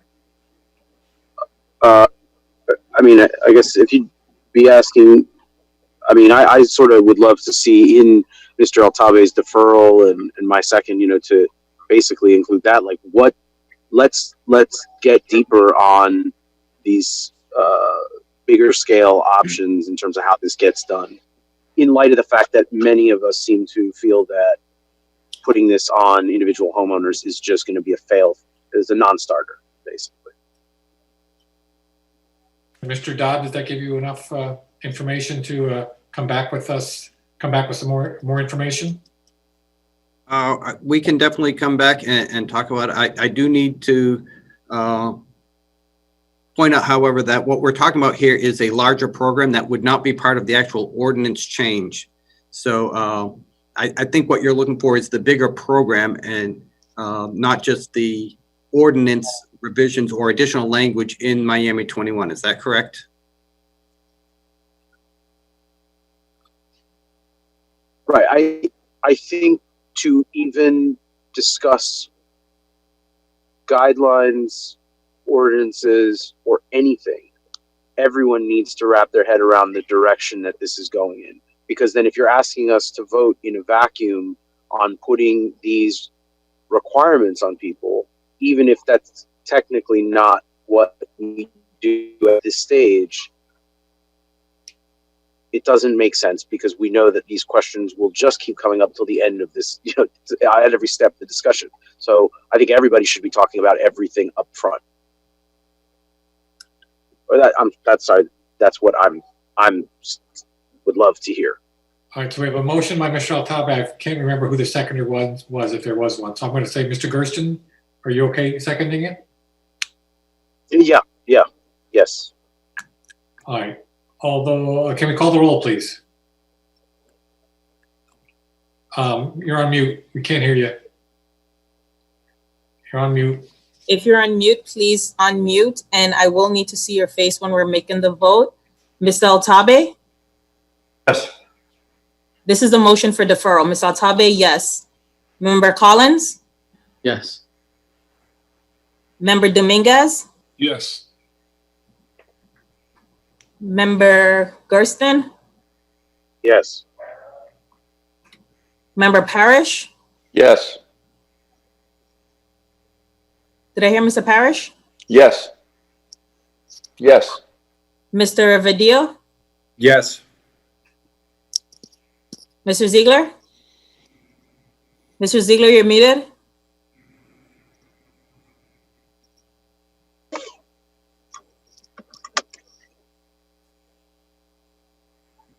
Mrs. Ziegler, you're muted.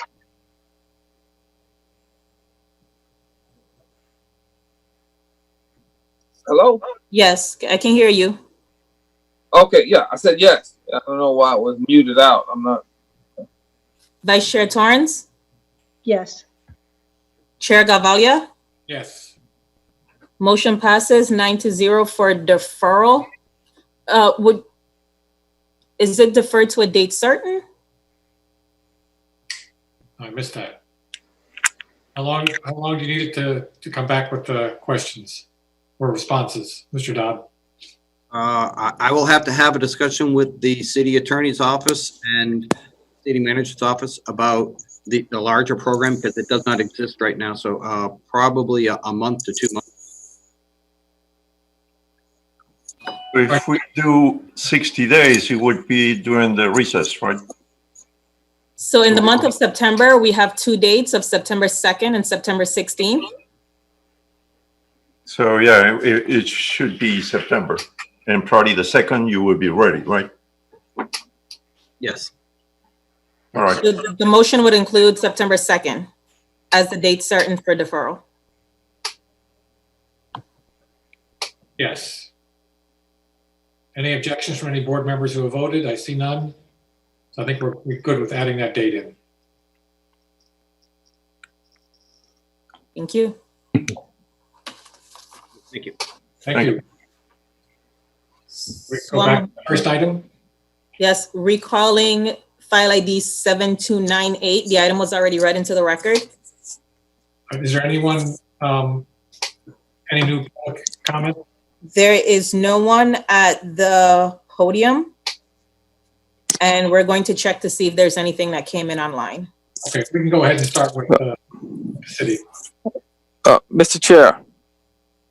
Yes, sir. Hello? Yeah, I may need to speak with Amber. I'm not sure if I have a conflict or not, but in the building that Crescent Heights own next to this, I leased, one of my clients leased a property in there. I'm not sure if that creates a conflict or what's the story. I need to talk with Amber or what, but basically Crescent Heights owns the building next to where they're vacating this lot. I leased to a tenant there that's currently moving in now. So I'm not sure, does that create anything or any conflict for me or not? So you have a client that leases a building. A space, the front space there at 3050, which is right. At this particular property or adjacent property? The address is 3050, which I believe that alleyway they're talking about is right in back of this building. But Crescent Heights own that entire property there. That's the property to the north. Right. Not part of this plat closure. That's not a part of it. Okay. I'll just disclose. I just thought it was close because I'm familiar with the alleyway that he's talking about. That's the block to the north. Okay. Okay. Huh? Okay. So it's not adjacent or anything right? No, as far as what he's saying, that's the northern part. The building that my tenant rented is right there. Almost, I guess it's a road that's running between there. He's talking about the alleyway on the back side of that. Yeah, Amber, Okay. the north boundary of the plat is 30th Right. Street, and the building he's referring to is north of that. So outside these boundaries. Okay. Okay, that's fine then. Okay. All right. Just want to be clear. Thank you. Okay.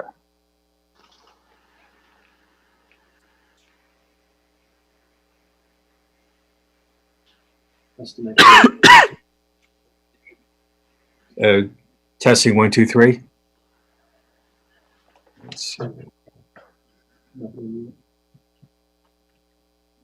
No, I'm not on. We can hear you and see you and see. Okay. All right. I apologize. I was having technical issues. So this is for a vacation enclosure of private alleys. It's bounded by northeast 30th Street on the east, on the north by northeast 30th Street, on the east by Biscayne Boulevard, on the south by northeast 29th, and on the west by northeast 22nd Avenue. And here is the alleys are going to be closed. They're highlighted in yellow. Pursuant to Chapter 55, Section 5515 of the City of Miami Code of Ordinances, the findings of the Planning Department recommends approval of the vacation enclosure and abandonment and discontinued use of the existing 10-foot alleys for public use. All easements to be closed and vacated are approximately 0.216 acres or 9,419 square feet. And here is essentially tract A, the West block.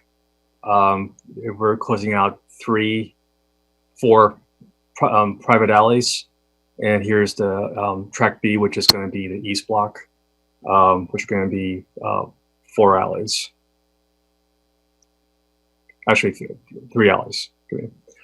The intent is to close, vacate, and abandon and discontinue multiple 10-foot wide platted private alleys as part of the Biscayne South Assemblage Tenant Plat 1952, consisting of Tract A and Tract B.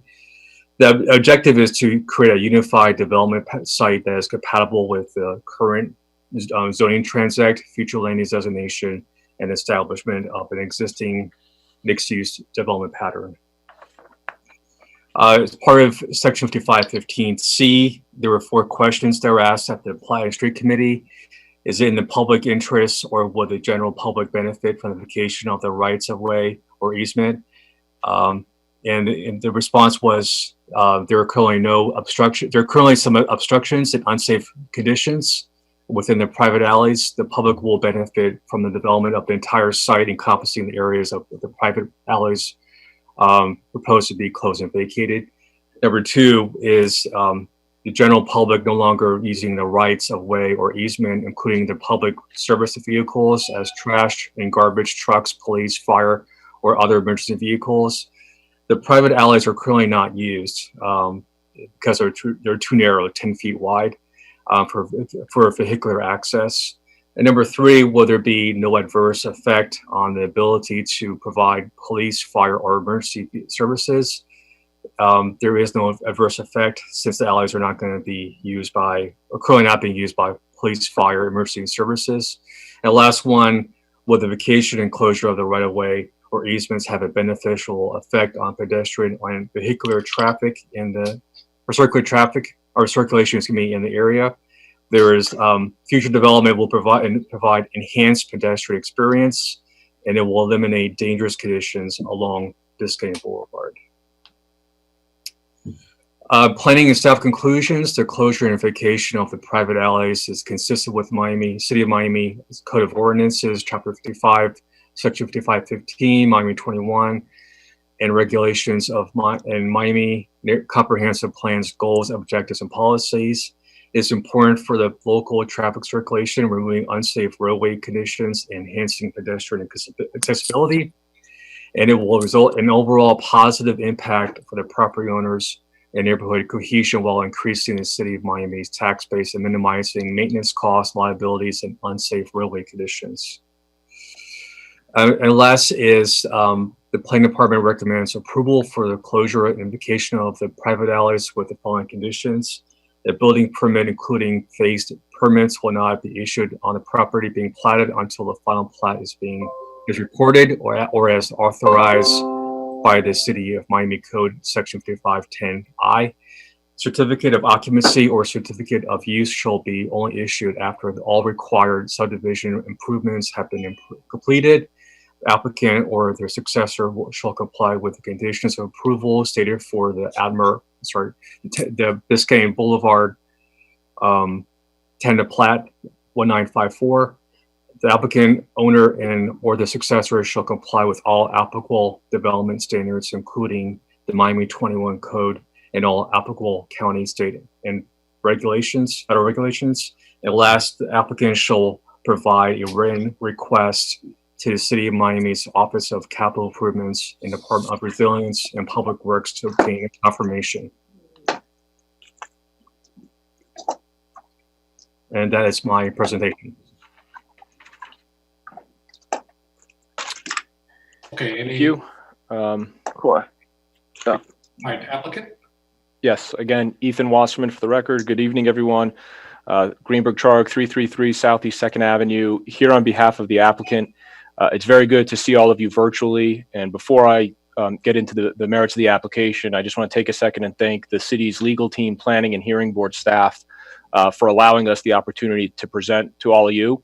There are a lot of good projects that need to move forward, and without these opportunities, those projects may not succeed. And I know that I've worked very closely with Amber and with the planning department and with hearing boards. They've made themselves incredibly available and responsive, and I just want to acknowledge that publicly, that we appreciate everything they've done to allow these hearings to move forward in a virtual format. So turning to this application, we have an alley that is, or excuse me, we basically have two city blocks, as Darren's mentioned. We have what I'll call the eastern block facing Biscayne Boulevard. We go all the way to 2nd Avenue on the west. The north side is 30th Street and the south is 29th. My client owns the entire eastern block. And on the western block, we own, let's call 85% of that block. There are two existing lots that we don't own. And let me try and share my screen for 1 second.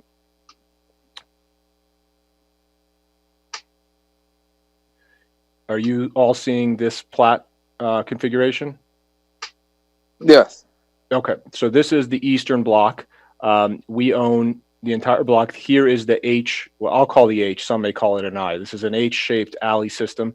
These are private alleys as shown on the underlying plat, which is over 100 years old. And it's private in the sense that there's a plat notation that restricts use of the alleys to purchasers of lots on the plat. So on the eastern boundary, we are essentially the only ones authorized to use the alleys. We have the reversionary rights in those alleys. By closing them, we're essentially taking them back, and we will be eliminating some of the conditions. For example, the driveways, popping out onto Biscayne Boulevard, which is really not ideal. On the western lots, we own all of this, and my client owns this piece here, right down here. This is a synagogue or a mixed-use project that's under construction. This is a recently completed commercial project. We are not closing the alley right here. This portion of the alley will remain. We are closing the portion here, but what we're doing is giving back a 3D easement to allow uninterrupted continuous access to 2nd Avenue. Now, if you've driven by the site, you may say that's not actually necessary because access is physically obstructed in this area. But be that as it may, my client has agreed to open up that portion of the block, reconnect access through the alley to 2nd Avenue. And I'm very happy to say both neighbors on the block support this item. There was some confusion in the public record in the beginning of the item introducing. There was a letter submitted earlier in the day by a neighbor opposing the item. We had an opportunity to talk with them. They did not understand some of the technical components of the application. And after speaking with them, they are supportive. And that was the second public comment you all received at the start of the item, an email from the same person who submitted the first public comment, correcting it and evidencing their support.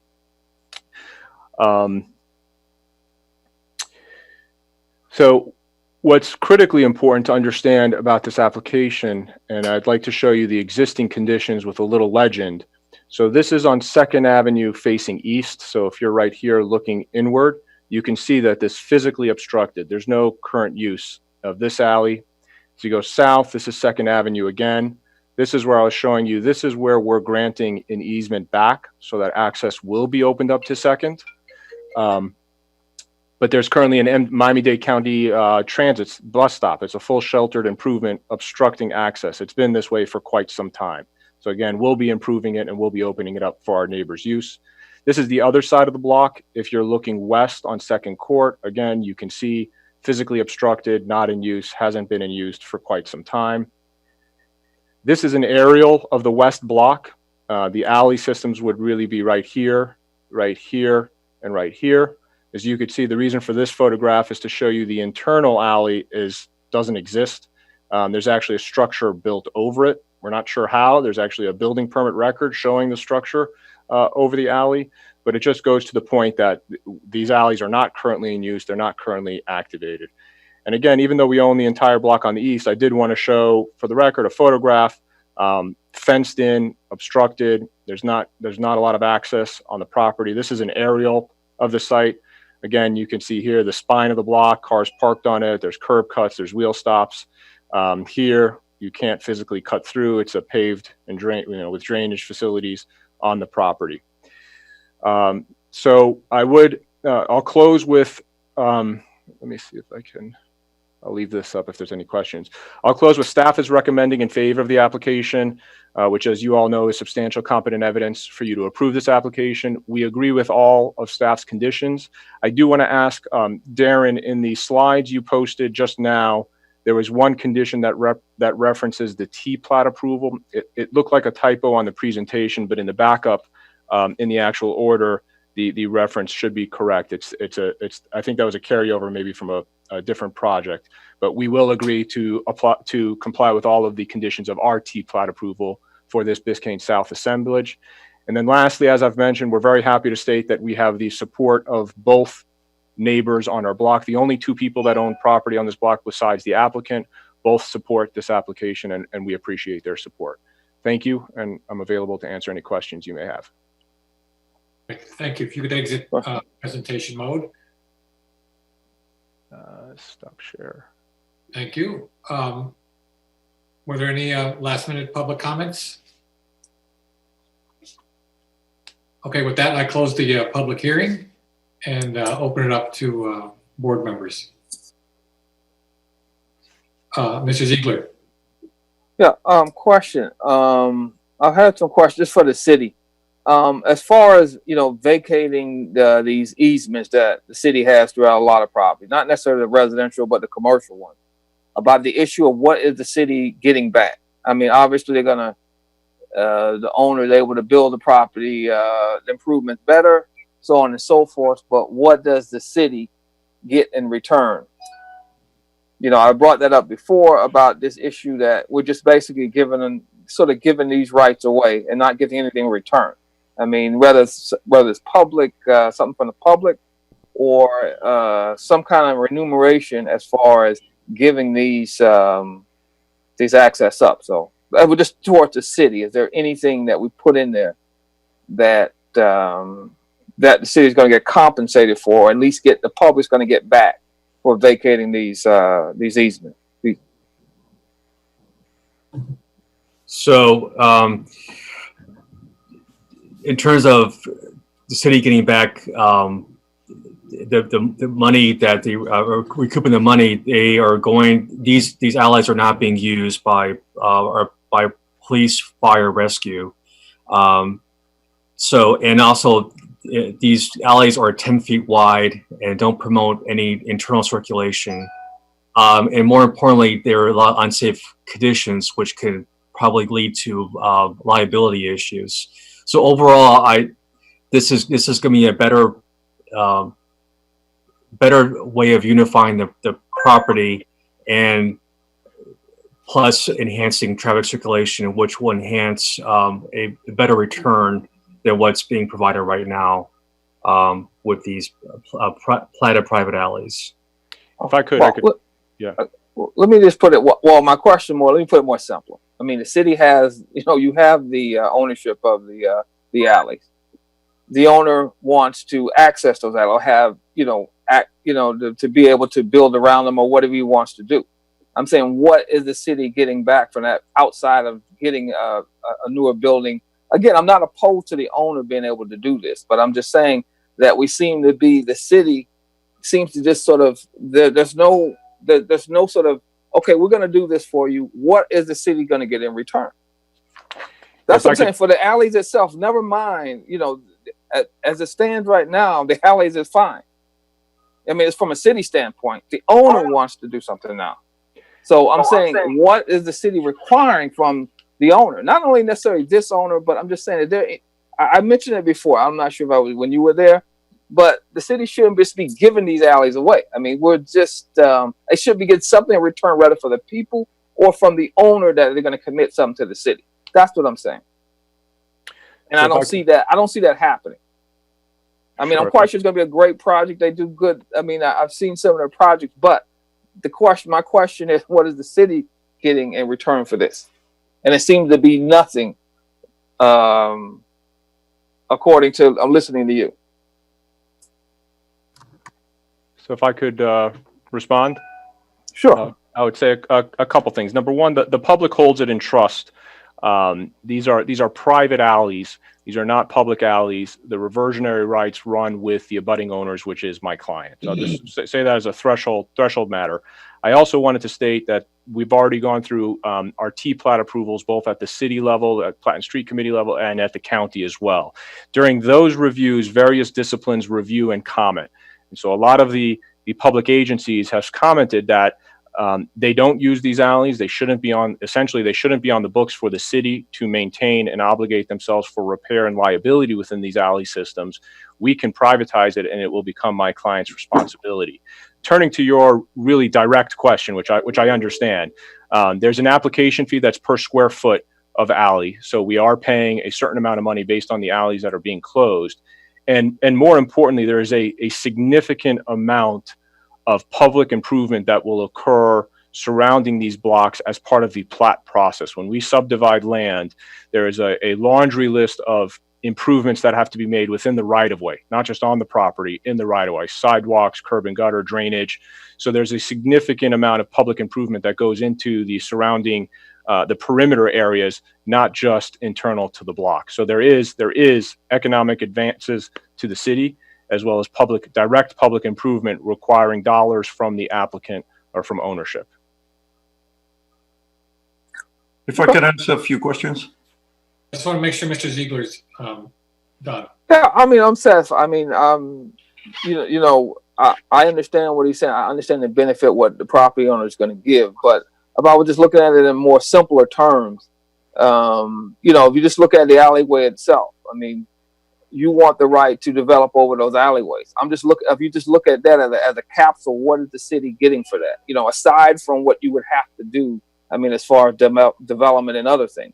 That's what my issue is. But it's not necessarily with you as the property owner. It's more with the city as far as this whole process, as far as putting things together. Okay, if you want the alleyways, okay, what are you going to do first? Aside from what else you want to do.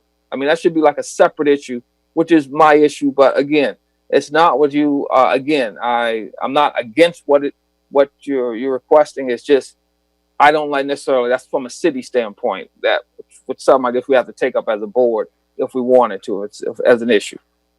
So I'm done with it. Thank you, Mr. Chairman. Mr. Altape. Well, yeah, I understand those are private alleys, so it's not that you have to buy what you already own. My questions refer to different things, like the city mentioned enhanced pedestrian experience, but it's not clear at all what is the enhancement to the pedestrian experience. But wasn't mentioned at all enhanced vehicular traffic. And I would like to hear also what is the safety improvements on Biscayne Boulevard that the city mentioned. So there's three things. And let's go into like this closure of alleys. I mean, it seems to be so insignificant because it's just combining parcels for a much bigger project. And the bigger project is what we are not really analyzing here. The bigger project is almost 9 acres. That is like almost the size of an SAP. And I don't think it should be approved in small parts. If you're going to do something that is so big, because it's not just these 2 buildings, 2 towers, almost 900 residential units, plus office, plus commercial, and plus a grocery store. There's more than that. It's 2 towers plus what is north, which is what where Magic City Casino is planned. So it's not insignificant. It's not just we're closing these alleys. We agree to that. And instead, we are opening the door for a construction that is almost the size of an SAP that is definitely going to transform the whole area and not necessarily for the better. I want to remind this board that when we talked about SAPs, we decided that it shouldn't be approved one by one, but we should consider the number of SAPs, like near Little Haiti, when there are 5 proposed, some approved and some others proposed, that they're going to transform the whole area, and we have to consider the whole package. And here, we're not doing the same, even when in this location, and I can tell you because this, after all, is my district, is we have this massive Paraíso district, which is, I think, call it district is a little kind of like overreaching, but they call it Paraíso district. We have massive residential towers in that area. And we're going to put more. For example, and I think you all know how difficult it is, the traffic on 29th Street, and how difficult it is already on 30th Street. And again, this is a project that in total is almost 9 acres. That is, we're putting an SAP in an area that has already huge density. So now I will go to probably request the answers to, I don't know, the neighbors that oppose and then approved. Are they on the record that we will know their names? Can you reply to that first? Sure. Yes, the clerk has it. That's the second email that was emailed to all board members during the hearing. I could pull it up in 1 second. I believe Erica Lee sent it out a few moments ago. And it's from Carrie Henry, who's the attorney representing the property owner. And the property owner is just a residential owner? It's the southeast corner lot. It's a commercial lot. Ms. Lee, do you want to confirm if it's been circulated to the group? Yeah, it's Carrie Henry. It's her name. That's her name.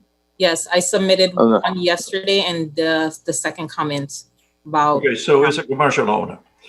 Now, I would like to hear how this enhanced pedestrian experience, and especially how it would enhance vehicular traffic, because I don't see any mention to better traffic there. If we're going to put 900 residential units, we're going to put offices, a grocery store, and other commercial spaces. The traffic during the day is going to be increased exponentially. Plus, you're going to have 1,400 parking spaces that are going to be moving those cars. Even just think how bad the traffic is now, and you're going to have, let's say, at least half of those cars moving every day during the day. Plus, the ones that comes to those offices and the ones that come to the grocery store and to the rest of the commercial units. So how is that going to enhance vehicular traffic? I shouldn't say enhance, improve the conditions of traffic. Sure. So couple things to respond to. First, there's a lot of project data that you mentioned, and we will be going through the appropriate site plan approval process. That is not what's before you all tonight. You are mentioning property that's outside the boundaries of this plat, and so I just want to be very careful what we're talking about tonight. What is the subject matter of the application, the code criteria? I want to stick to the boundaries of this plat and the code criteria for this application. But you asked the exact question about criteria for approval relates to pedestrian and vehicular maneuverability, essentially. And I'll give you an example. On Biscayne Boulevard, which is considered a primary frontage in the zoning code, there's not supposed to be curb cuts on Biscayne Boulevard. For traffic safety reasons, you don't want people jutting out between multiple buildings and inching into Biscayne traffic, a very heavily trafficked roadway.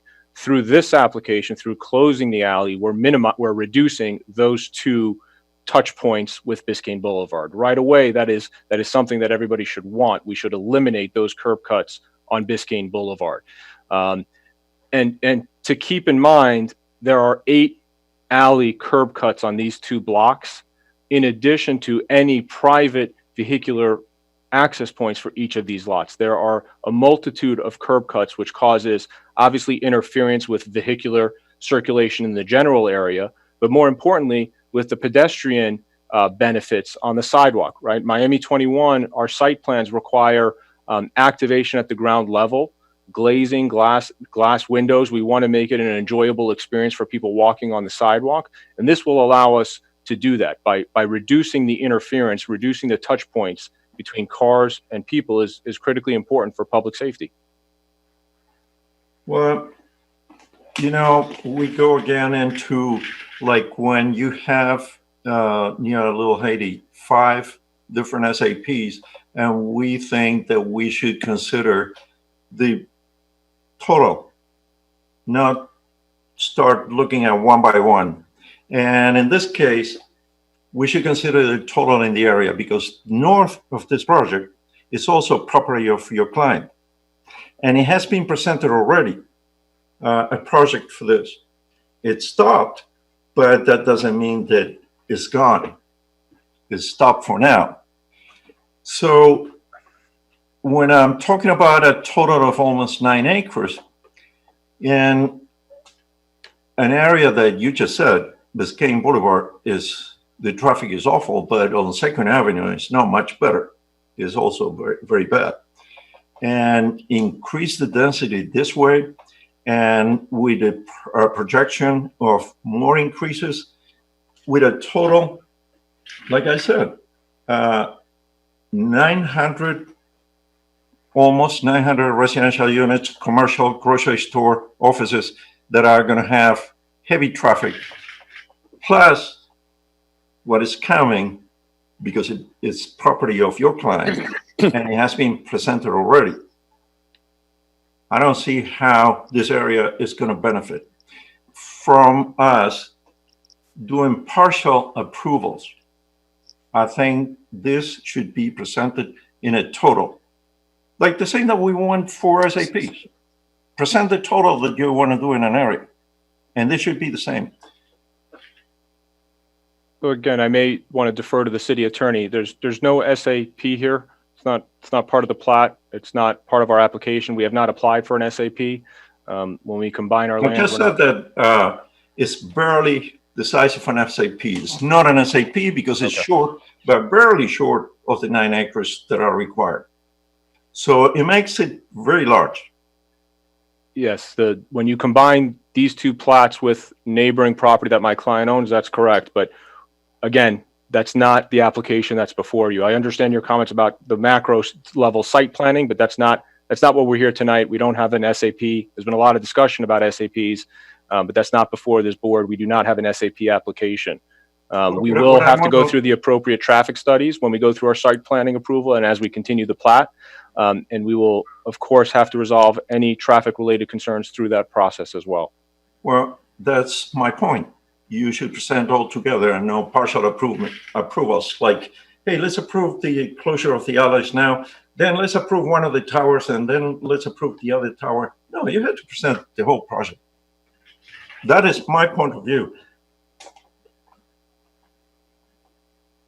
Because it's the only way that we're going to realize, I know how this area is going to change when these two towers, commercial offices and grocery store are approved. I know how it's going to change, and it's not going to be necessarily for the best. And if we start ignoring that and we start by approving this partial that looks kind of insignificant, and then let's approve the other one. No, we should be approving the entirety.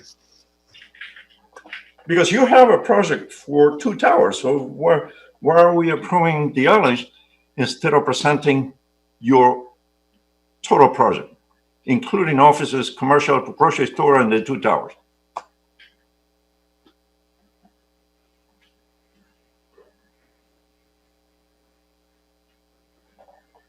Anyone else? That concludes your comment, Mr. Altabe? Yes, for now. Anyone else have their hand up? Ms. Torrens, Vice Chair? Thank you. On these alleys that you want to vacate, who's been paying the taxes on that property up until now? Property taxes? I don't believe they've been included in the tax roll. Have not been included in the tax roll. So the taxes, there would become a tax liability to your client, Mr. Wasserman? That's correct. We will be paying the taxes on a go-forward basis. The alley that's not included in this is behind, I assume that's behind the Chabad. Is there a Chabad there? Yes. And who owns that alley? It's again, a private alley. The city is essentially a custodian of that alley. It looks like it's been improved. Behind those two buildings that are under construction, they've paved back there. The aerial I showed was a little outdated, showing from the top down. Those two alleys have been improved behind their properties. And who paid for those improvements? The developers of those properties. Okay, so that doesn't fall under the capital improvement confirmation, certification. Right. And you're going to, at the other end of the street by 2nd Avenue, adjacent to that little shopping center, are you going to improve that alleyway for the benefit of that shopping center? Is that your plan? It will be included as part of our site plan for redevelopment, and we will be responsible to improve it, to pave it, and make sure the transit bus stop is actually moved and relocated from blocking the alley. I sold that piece of property about 3 years ago in a real estate transaction. The one, it used to have one little small house from 1919 on it when I sold it. And that's the one vacant piece now. So I'm very familiar with those alleys. Thank you. Those are my only questions. Sure. Mr. Parrish? Yes, thank you. It was interesting when we saw the presentation. Certainly in the background of every shot, you could see large developments going up, which is what the city of Miami's been undergoing for quite a while now. So my questions layer both back into what Mr. Ziegler and Mr. Altabe, my fellow board members, kind of putting them together. Who are the principal owners of Crescent Heights? The person who's asking and the applicant. It's part of our disclosure. The main principals are Russell Galbert, Sonny Khan, Bruce Menon, and I'm sure there's other partners as well involved in the organization, but those are the main. All right, that's just, I know the public, if any of the public are watching, they always hear the names of the corporations and they don't know who's the principals are. Back to the comments of Mr. Ziegler. I know where he was going. I'm in the real estate business as well. This is what you call an assemblage. You were completing your assemblage of properties, and that's of great value because as you get the larger massing that you completely under control, then obviously you can do, I mean, it's the American way, you can do larger developments. And this has been the subject of what this board took up when the board said we have to slow down and voted unanimously to recommend to the city commission that SAPs be put on hold until we resolve the problems that the existing communities suffer when too much development happens too quickly. So that's the background of what Mr. Altabi, I believe, was getting to, and that this board was extremely concerned about. So the fact that you're getting close right now, you say you're not interested in an SAP, and in fact, the SAP is such a hot topic right now that I believe it's one of the reasons why the city commission appointed a Miami 21 review committee to review that. So it's all around the edges of this particular application, where I completely agree with Mr. Altabi that there's so many issues involved with assemblages, which you're entitled to do. This is, like I say, you're entitled to do an assemblage, but the public more and more is interested in seeing what this assemblage, when it's finally developed to its maximum capacity, what it's going to do to the existing neighborhood. And already, as you know, and I see Mrs. Scara on the video screen here too, that this is a really hot topic for the city of Miami. So I am very reluctant as this board member to go forward right now with anything that would constitute a bigger assemblage in this particular area that may then result in possibly an SAP if the SAPs are revised and put back into the code and go forward. So my concern is very hard, and I understand, Mr. Wasserman, you were saying that's not before us today, but it is before us today because the overall charge of this board is to protect the citizens of the city of Miami, and to fulfill our duty, that's what we have to do. So that was my comment, and I endorse what Mr. Altabi said, and also what Mr. Ziegler said. This is an assemblage, and we have to look at all the conditions that are behind that. Thank you very much. Just very quick, I want to remind all the board members, this is not just a zoning board, it's a planning board. And hardly we can plan anything if the projects this large are going to be presented in pieces. So again, I just have to correct for the record, and I would love the city attorney or planning staff to comment that what's before you today is about, an acre and a half on each block, a little under 3 acres total. I understand a lot of the ex parte discussion from information gathered from public sources about a potential site plan, a future site plan, a potential SAP, some of the proposed programming on both blocks. But again, I'm reluctant to allow additional data points coming into this application that are not part of the criteria and not part of this application. We should not be voting today on a future site plan or a future potential possible development program that may come into play. We will have to comply, of course, with all site plan approval processes, all code criteria, all requirements.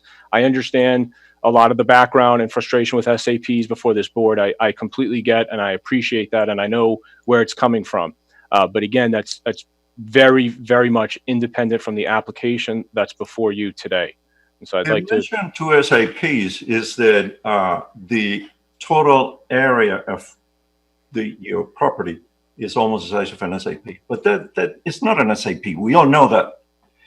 But the information about how many residential units, how many parking spaces, how many office space, how many commercial space, that is in your application. Your application doesn't mention just, hey, let's just close this alley. No, close this alley because we need to build all this. And this is what is bad planning if we don't consider your whole application.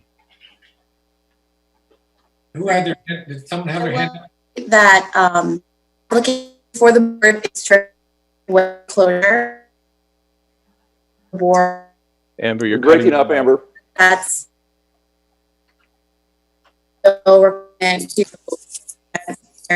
We're not able to decipher, Amber, what you're saying. You're frozen. So let me go to, is there a board member who has their hand up? And maybe we can come back to Amber when she's cleared. Oh, Mr. Dominguez, go ahead. Got a question. Just sticking to the application really quick. 2 days ago, you had a complaint.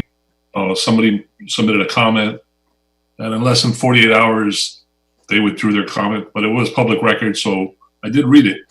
How do you respond to the fact that Google Maps does show vehicles coming in and out of those alleys as well as garbage pickup? I think you mentioned that no vehicles can fit through there and there's no use or public use, but evidently there is. How would you respond to that? Yeah, so as I showed in our slides, the photographs, those alleys are physically blocked. Most of them are physically blocked. So cars are not able to come in and out of those areas, especially the ones we're closing, right on the west block where that neighbor is. The neighbor was under the impression we were closing and preventing their access to 2nd Avenue. That was the primary genesis of their objection. And once they realized that, because if you look on the plat, it looks like we are closing that alley. They didn't recognize that there's a notation granting a 3D easement to allow them access to 2nd Avenue. So once they understood that their access not only would be opened up, because right now it's blocked by the bus stop, that we would also be improving it and allowing them access to 2nd, they were very supportive and very happy to submit a very quick correction into the record. So for transparency, just for the record, there was no financial deal cut between the developers and the commercial owner? Correct. For your improvement to traffic would be to put another 900 cars every day. Tommy, let Mr. Dominguez finish, and then let's. All right. Just thank you for answering those 2 questions. Just for the record, just for the record as well, I realize that this particular ordinance has nothing to do with the SAP, but I do understand Mr. Altavi's concern, just with what's going on in the city. Just for the record, you can count me in as a member of the board who's also concerned about what this could lead to. So I just want to thank you. Right, Mr. Altavi, quickly, I think I'll go. Mr. Parrish, did you have your hand up? No. Okay, go ahead, Mr. Altavi. No, I just want to say that I don't see any improvement. On the contrary, I see deterioration of the whole area. And for the profit of a developer, yeah, sure. They're going to make a lot of money, but the condition in the neighborhood is going to get worse. And I know because I'm going to be receiving all those emails from all the neighbors. You know how many emails I could be receiving immediately after people know that this has been approved and what is coming? Because they don't look at, you're closing the alley. No, you're closing the alley to put what? And you said what in your application. So how am I going to answer? Mr. Altavi, would you like to put forth a motion? Yes. I don't see any other hand. Amber, if I could ask the city attorney to just clarify again what it is, the application that's before you. Right. So can you guys hear me? Yes, fine. Okay. I apologize. I was having some connectivity issues. But I would, just reiterate and clarify that the application in front of the board is strictly the right-of-way closure. There's no requirement for a site plan or anything of that nature. It has specific requirements regarding, whether it's in the public interest to close these alleys, et cetera. So there's no requirement to have a site plan, et cetera. The application is for the right-of-way closure, and it should be based on those 4 criteria. I will say that. And then I also wanted to mention, I heard some talk about SAPs. SAPs haven't been removed from our code. I understand that this board has. I don't know how many times do I need to say that we're not talking about SAP here. We all know it's not an SAP. An SAP is not being proposed. We all understand that. It was the mention of just the dimension of the project. It's almost the size of an SAP. That was the only thing. Probably let Amber finish, or the attorney finish, and then we can go back to you for the motion. Right. So I will state that, it's a very specific application. There's no other requirements regarding a site plan or anything like that. And the criteria are basically, whether it's in the public interest, whether it's needed for emergency vehicles, things of that nature. So that's the application before the board. And again, I would close with that Mr. Altavi, go ahead. It's not just things of that nature. It should be presented with information on the whole project. I'm going to make the motion of defer this application because this application mentions a number of other sizable changes. And we should consider the whole thing before we start approving partial changes. If I can say something. So there's a motion to defer. Do you have a date, Mr. Altabe? September, the second date in September. Mr. Chair, Yes, ma'am. if I may, one of the things that we'd like to see if you're going to request a deferral of the applicant is to have very specific things you would like them to present or provide on the next time they come before this board. Yes. What are the actionable items you'd like to see the applicant provide? Well, definitely a traffic study and how the. So again, I don't explain at all how the whole project. No, and I'm not talking about now talking about the casino and all that. No, just the project that you presented in your application. 900 units, commercial space, offices, grocery store. How is that going to improve traffic? How is that going to change traffic? So as a point of clarity, traffic study. just as a point of clarity, and I am that you want to defer, what staff would request is that if you are requesting a deferral, that you give the applicant specific direction on what you expect to have them present or bring back. As another point of clarification, this is an application only for closures. Repeating what the city attorney's already stated, they are not required to present a project. This is something they can present. They presented the project already. I unfortunately am not aware of a project. However, this is not a project before you, and they have the ability to build certain projects by right. It's already built into the code. So what they're doing is making a request to go ahead and build a cohesive development. That's what's before you is the closures. They may be building something that does not require your overview. So I just want to make sure we're looking at When we know that, then we're good. If they don't require our overview, but the requirements for me should be a traffic study and at least 2 meetings with the community. Because they haven't had any. So can I just clarify one thing? Are you talking about a traffic study that would look at how closure of the right-of-ways affect traffic? Because that's the application that's before the board. There's no application regarding any buildings or anything that was mentioned and described in the application. So what did we just say this, Mr. Altabe, is that you'd like it deferred and you'd like them to come back with what they are contemplating to build on that site as a result of the alley closure that they're requesting. Perfect. And leave it at that. If I could ask my colleague is raising her hand to speak. Ms. Escara, she has not been sworn in. Okay. Your colleague would need to be sworn in. Ms. Escara, is there someone there to swear you in? That language that you are. Sorry? No, I have no one present with me to swear me in. All right. So if I can just speak again to the deferral concept about bringing additional data points that are wholly outside the criteria of this board.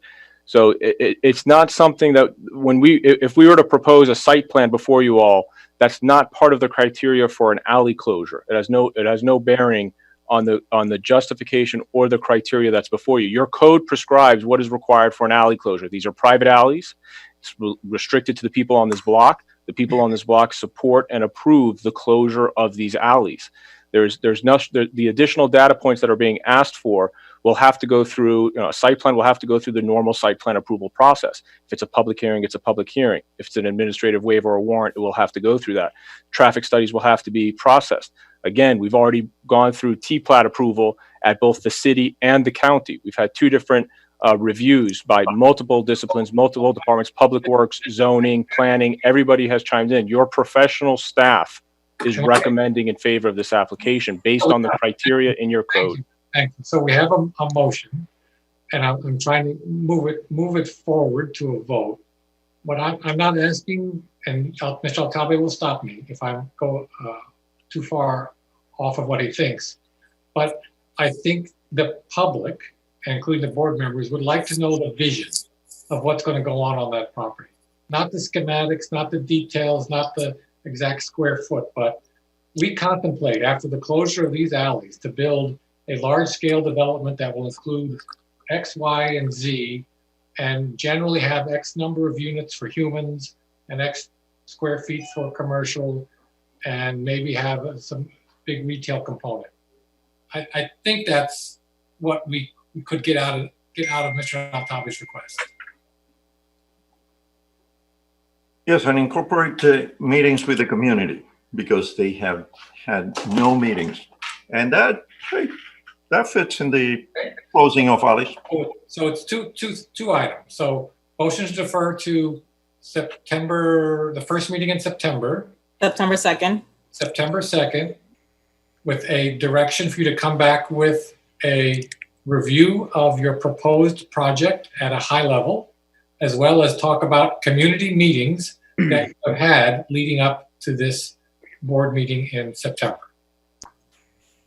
Yeah, and I would like for them to present information on how the project described on page 35 of the packet improves traffic. Okay, so you have three asks. And it's just informational. Okay. And meetings with the community are definite. Well, let's see if we get a second. Does anyone want to second it? Second. Mr. Parrish seconded.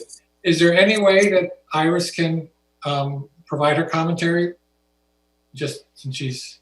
Amber, I defer to you. As public comment? We made the procedures very clear, and we had meetings with each applicant. It's per the ordinance. Anybody that's going to provide any testimony on behalf of their client, etc., needs to be sworn in. We made that very clear. Okay. As an attorney, well, okay. All right, so we have a motion, and we have the second by Mr. Parrish. Can we call the roll? Member Altabe? Yes.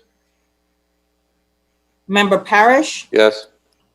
Member Collins? No. Member Dominguez? Yes. Member Gersten? No. Member Verdillo? No. Member Ziegler? Yes. Vice Chair Torrance? No. Chair Gavalia? Yes. Motion passes 5-4. If I could ask, this was continued to September. If there's going to be a continuance, would you entertain coming back at an earlier date? We've lost a significant amount of ground because of the COVID extensions. This application was ready to move forward in March, and now we're talking about a significant delay. Or before September 2nd, we are in recess in August. So one of the conditions is having meetings with the community. You're not going to have time to have meetings with the community. How can they have community meetings in a health situation? So guys, we voted. So And Mr. Collins raises a very good question. To be honest, I hadn't thought about it because it's a unique circumstance here.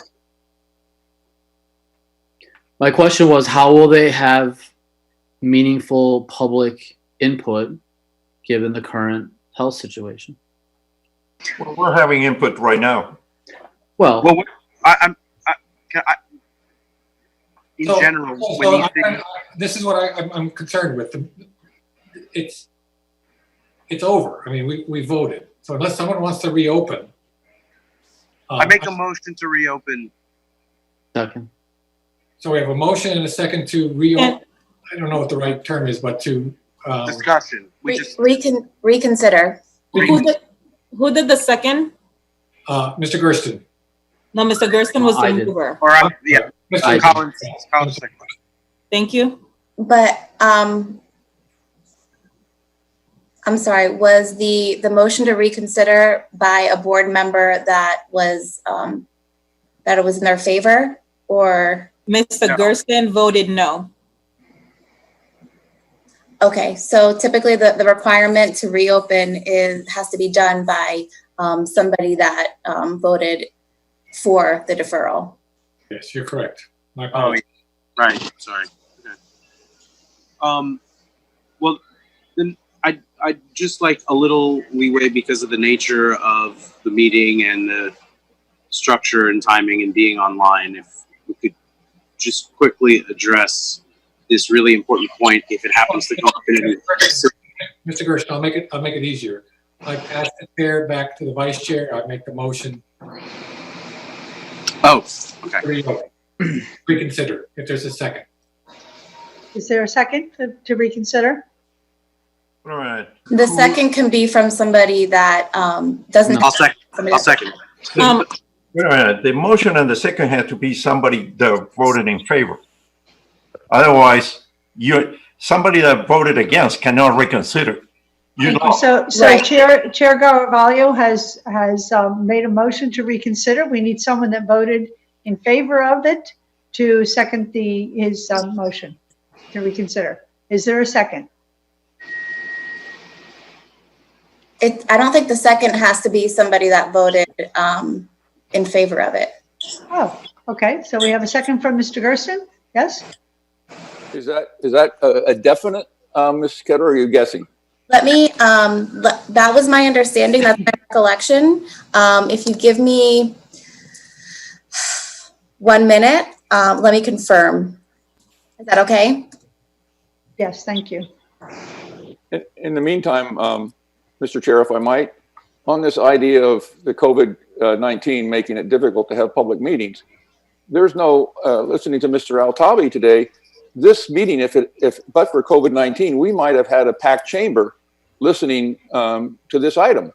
So there's a problem with Zoom overall. Can we wait to talk about this? Just you're interrupting me, Mr. Gersten. I let you speak. But I wasn't allowed to speak because we're not allowed to talk about it. But you made a motion and now, please. We're waiting for determination if the motion will hold. So I think we should just wait for our city attorney to I defer come up to with a. Ms. Torrance for sure. Thank you.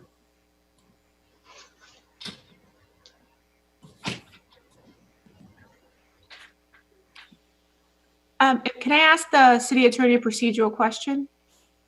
Yes, go ahead. If my husband is an attorney, can he swear me in?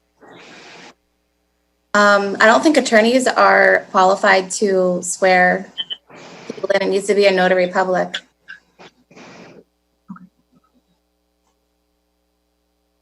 Sorry.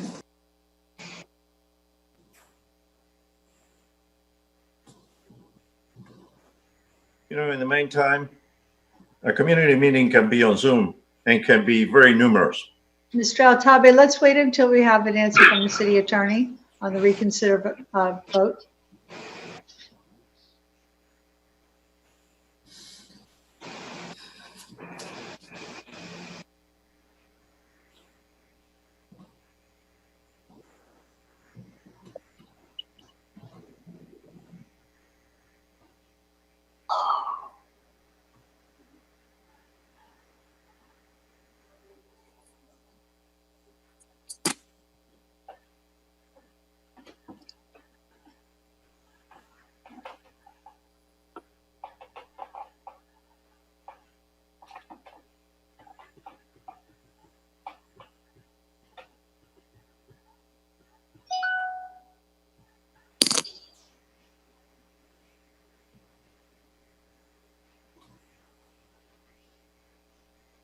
About them Dolphins.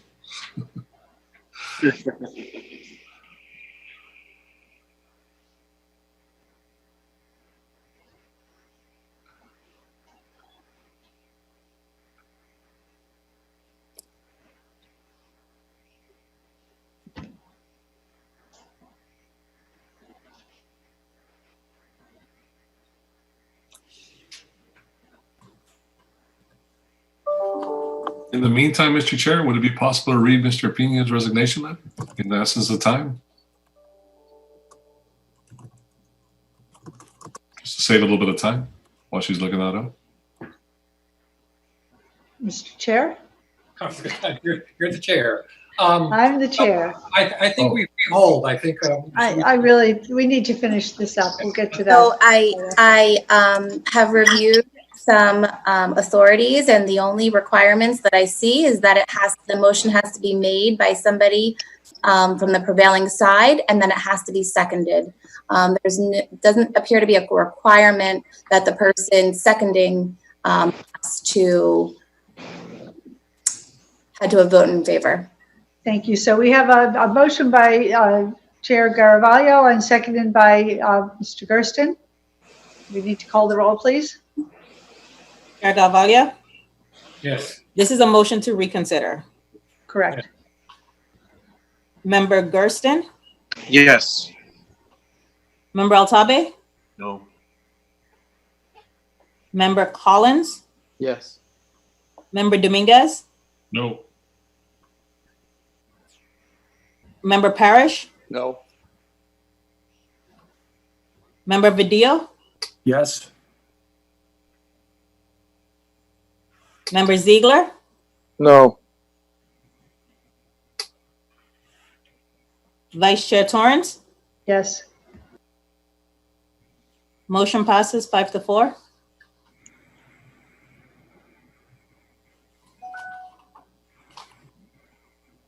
All right, so Who would like to open up the discussion? For Chair Garavallo?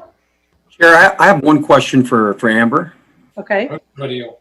Mr. and that Padilla? is, I just heard Iris mention about trying to be sworn in, and she mentioned whether her husband can swear her in or not. And I think Amber mentioned that it had to be a notary. I'm a notary. Can I swear her in? No, because one of our other requirements is that they need to be at her location. Got it. Okay. Yeah, Just so wanted to they make have sure. applicants, and anybody who is going to speak on an item has to either be arrange for somebody to swear them in at City Hall, such as the city clerk or hearing boards or somebody like that, or they have to have a notary public with them at their location to swear them in. Understood. Thank you. We can't move his tile next to her tile and just say close enough.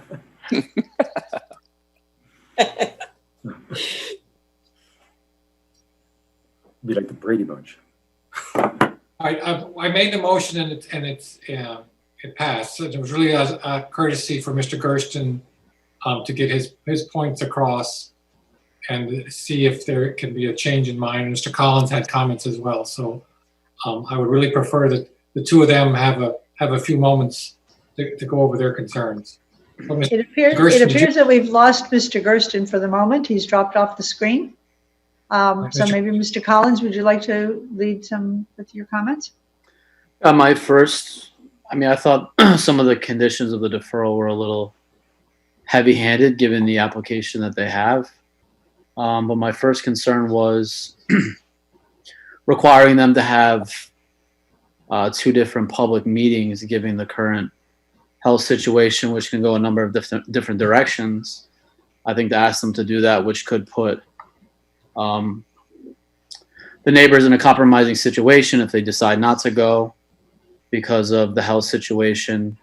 They don't have an opportunity to put their opinion out, or if they do go, risks the possibility of catching the corona or further escalating it. So the one idea I had was that they just send out mailers to within X number of feet that you would typically do for a public hearing, notifying of this item, and that if there's any additional questions or comments in regards to the project, you could reach out to the representative attorney for additional comment and or communication with the city. I think that's more on the safer side and gives the applicant a reasonable way to accommodate your request. Mr. Altabi, would you like to comment on that? You're muted, Mr. Altabi. Thank you. Got it. The first comment is September. First of all, they're reopening bars. They're reopening almost everything. And a community meeting with the right promotion, like Mr. Collins was suggesting, it can be done in Zoom and with absolutely no risk. You have to receive community input. And how would they obtain the email addresses of all the properties within X number of feet of their? You're probably forgetting that I'm the president of the community association. Oh, we're not forgetting. The neighborhood association. I have plenty of. Sorry, I got disconnected and I'm not sure what I missed. Is it okay if I speak here? Vice Chair, I was trying to make. Yes, Mr. Gersten. So, what you missed, Mr. Collins was saying it's very difficult during COVID to have people meet, and so to require the community meetings almost seemed unreasonable. To which Mr. Altabi is saying he's the head of that neighborhood association and perhaps could help. Well, yeah, I mean, I guess in the midst of this particular item and other items like this, it would seem that if he's received all the ex parte communication, if he's head of a board for that neighborhood, why he's not stepping down from the dais and commenting during public comment on behalf of the neighborhood, which he seems to be tuned in with. And it just confuses the issue here if he's asking for us as a board to advocate for his constituency's position as a constituent itself. And it always seems to sort of confuse, what we're at, like how we approach these things technically, legally, and we've already ended up in situations like this. And it's not to, again, I don't want to hear about a silencing or a not silencing. It has nothing to do with that. We have rules, we have technical there are all these avenues to express ourselves, to communicate needs of the neighborhoods we're aware of, and then also for us to just do our job as a board. And I'm not saying that they're necessarily always split, but in this particular instance, it seems like that's the way to proceed. And so if you had all these emails, if you had yourself something to say about it, there's nothing wrong with that, but just step off the dais, as it were, and make a public comment, because you're a neighbor. That's where I think we get caught up in this, and that's why this makes it, it just makes it a little complicated. Okay. Well, I reach always for input by the community, and that is doing my job as a board member. Any further discussion? I don't have a problem voting for the ordinance in its present state right now. I mean, if you can either vote yes or no, and if you're really concerned about the SAP, they would have to come back before the board anyway. Whether you vote yes or no, they're still going to do what they want to do at some point, or if they want to go forward with the SAP, they'll come before the board. If they come before the board, you have the option to vote yes or no. So even if you did the community involvement, they're not going to come back with a different ordinance. They're going to come back with the same ordinance, just talking about the alleys. They're not going to incorporate what they're going to build on it because they don't have to. So I would say, instead of wasting time and kicking the ball down, a can down the road, let's vote on what the ordinance looks like right now with regards to just the alleys. And if you feel strongly that will lead to something else, you can always vote no or yes. It's up to the board member. But to defer it, I think, would defeat the purpose, because we're not going to get what we want to get, which is going to say this is what we're going to build on it, because they don't have to say that in this particular ordinance. Are you making a motion, Mr. Dominguez? Go ahead. We would be going again for less information, less participation, and I strongly disagree that there is a conflict, because I don't know if you were present, but the attorney said that she didn't see any conflict, because I received input already from some residents. But I want to receive more. I want to give everybody the opportunity to participate. And I understand. I understand. But what I'm saying is, when I receive, let Mr. Altabi finish. Justin. Mr. Altabi, were you finished? When we give everybody the opportunity to participate, we are creating more democracy. For us to vote now, it would be, again, okay, leave in the hands of, that's every developer's interest. Vote, whatever it is, yes or no. If it is no, we'll deal with the city commission. That's what they did before, that's what they're going to be doing now. So you want to change the motion? Okay, let's defer to the second date of September. And that would, if I could respond. Well, yes. Sorry. Okay. I just really quick though. I don't want my words to be twisted around, and this is the second. This has happened before. I'm not saying less participation. I'm not saying people shouldn't be heard. I'm saying there are different forums, and that's all I was saying. And I'm not saying you shouldn't receive public input. I will just say that to maintain, and this is maybe part of our ethics discussion, or maybe it's just something that some of us are overly cautious about, but I know that when I receive emails from anyone, I try to just, if I see that it starts the first sentence about something to do with this board, I just forward it to the people at hearing boards and let them disseminate it to everyone, because I don't want to see anything alone. I want my board members to see the same thing I'm seeing as I'm seeing it. Because then it just doesn't lead to that appearance. And I think that's one of the things that we're talking about, is just the appearance of where we're coming from. But I understand that may not be even the right thing. And again, I'm all for public comment. I say a lot of things a lot of the time in a lot of public spaces, but in this particular capacity, I'm just saying that it's not a criticism. It's just a format thing, that if you're speaking on behalf of the neighbors, that it would just sort of go through my mind to take that position for a moment, step away and say, look, I am one of these people. I'm speaking on behalf. I have received all this input because I also have this other position, and that's how I'm speaking right now, not as a PZAP member. That's all I meant. I just don't want my words sort of twisted around. What we've come back to do is to rediscuss what we just voted on. And so if there's no more discussion, I would like to hear it from the board members, or Mr. Wasserman is also asked to speak on this. Otherwise, then we need to look for another motion after the discussion. Well, I think Mr. Wasserman was pretty clear, unless he wants to speak for himself, but the ordinance that is before us is just to close the alleyway, period. From what I understand.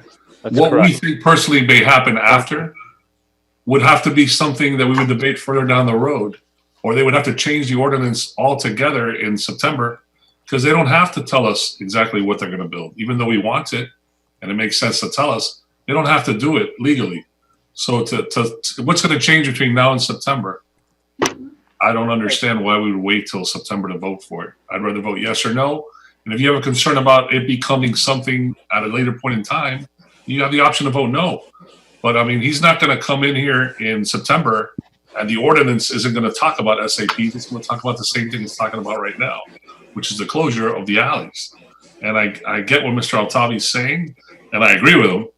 But in this particular moment in time, the ordinance is only talking about the closures of the alley. We can vote yes or no on that and move on.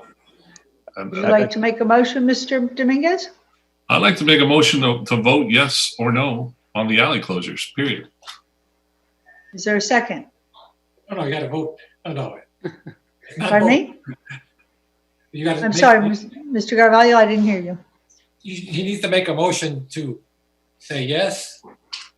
Yeah, I just want to, if I could, I just want to say, Mr. Dominguez, you said that probably better than I could, and I think I know which way you were going with that. But the public has had an opportunity to participate.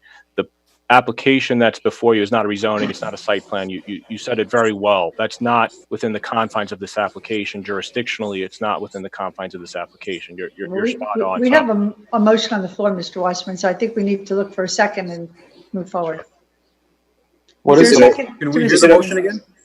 Motion is to approve the closures of the alleys in its present form. Second. We have a motion and a second.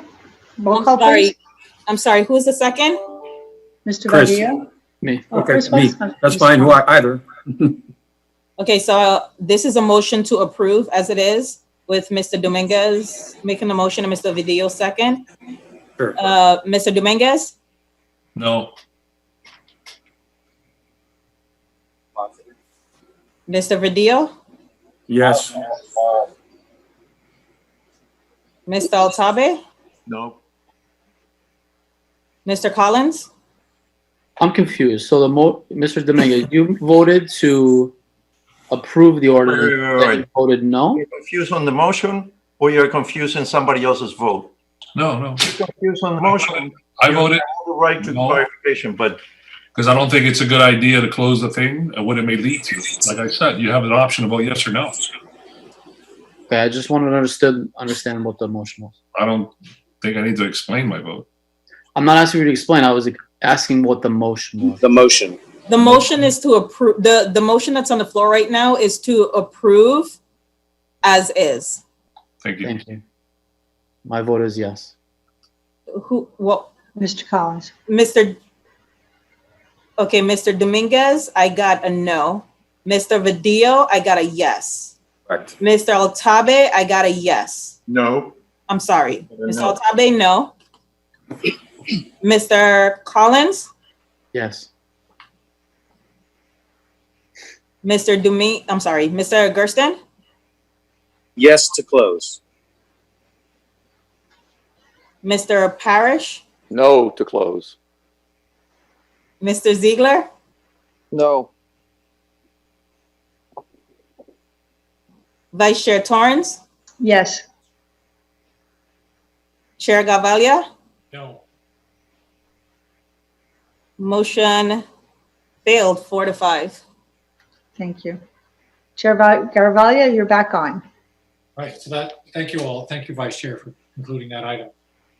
So now we can move into the discussion item. Yes, for the discussion item, Mr. Pina wanted me to read his letter into the record. The letter is dated March 10th, 2020. To whom it may concern, I would like to take this opportunity to thank the PZAB board members who served with me on this prestigious board. Also to the wonderful hearing board staff who have always been professional and courteous. After serving more than 20 years on the zoning PZAB board, serving with great pleasure, I officially tender my resignation to the PZAB board to be effective immediately. And Chair, that concludes the agenda. All right, so I just want to express my thanks for Mr. Pina's service at the board. I think we all would do the same. And hopefully the city can maybe have a proclamation or something that they could send to Mr. Pina. And we do have a comment that Mr. Parrish brought up earlier, that he was having a discussion with the attorney. So, Mr. Parrish, if you could just start your request anew. Yes.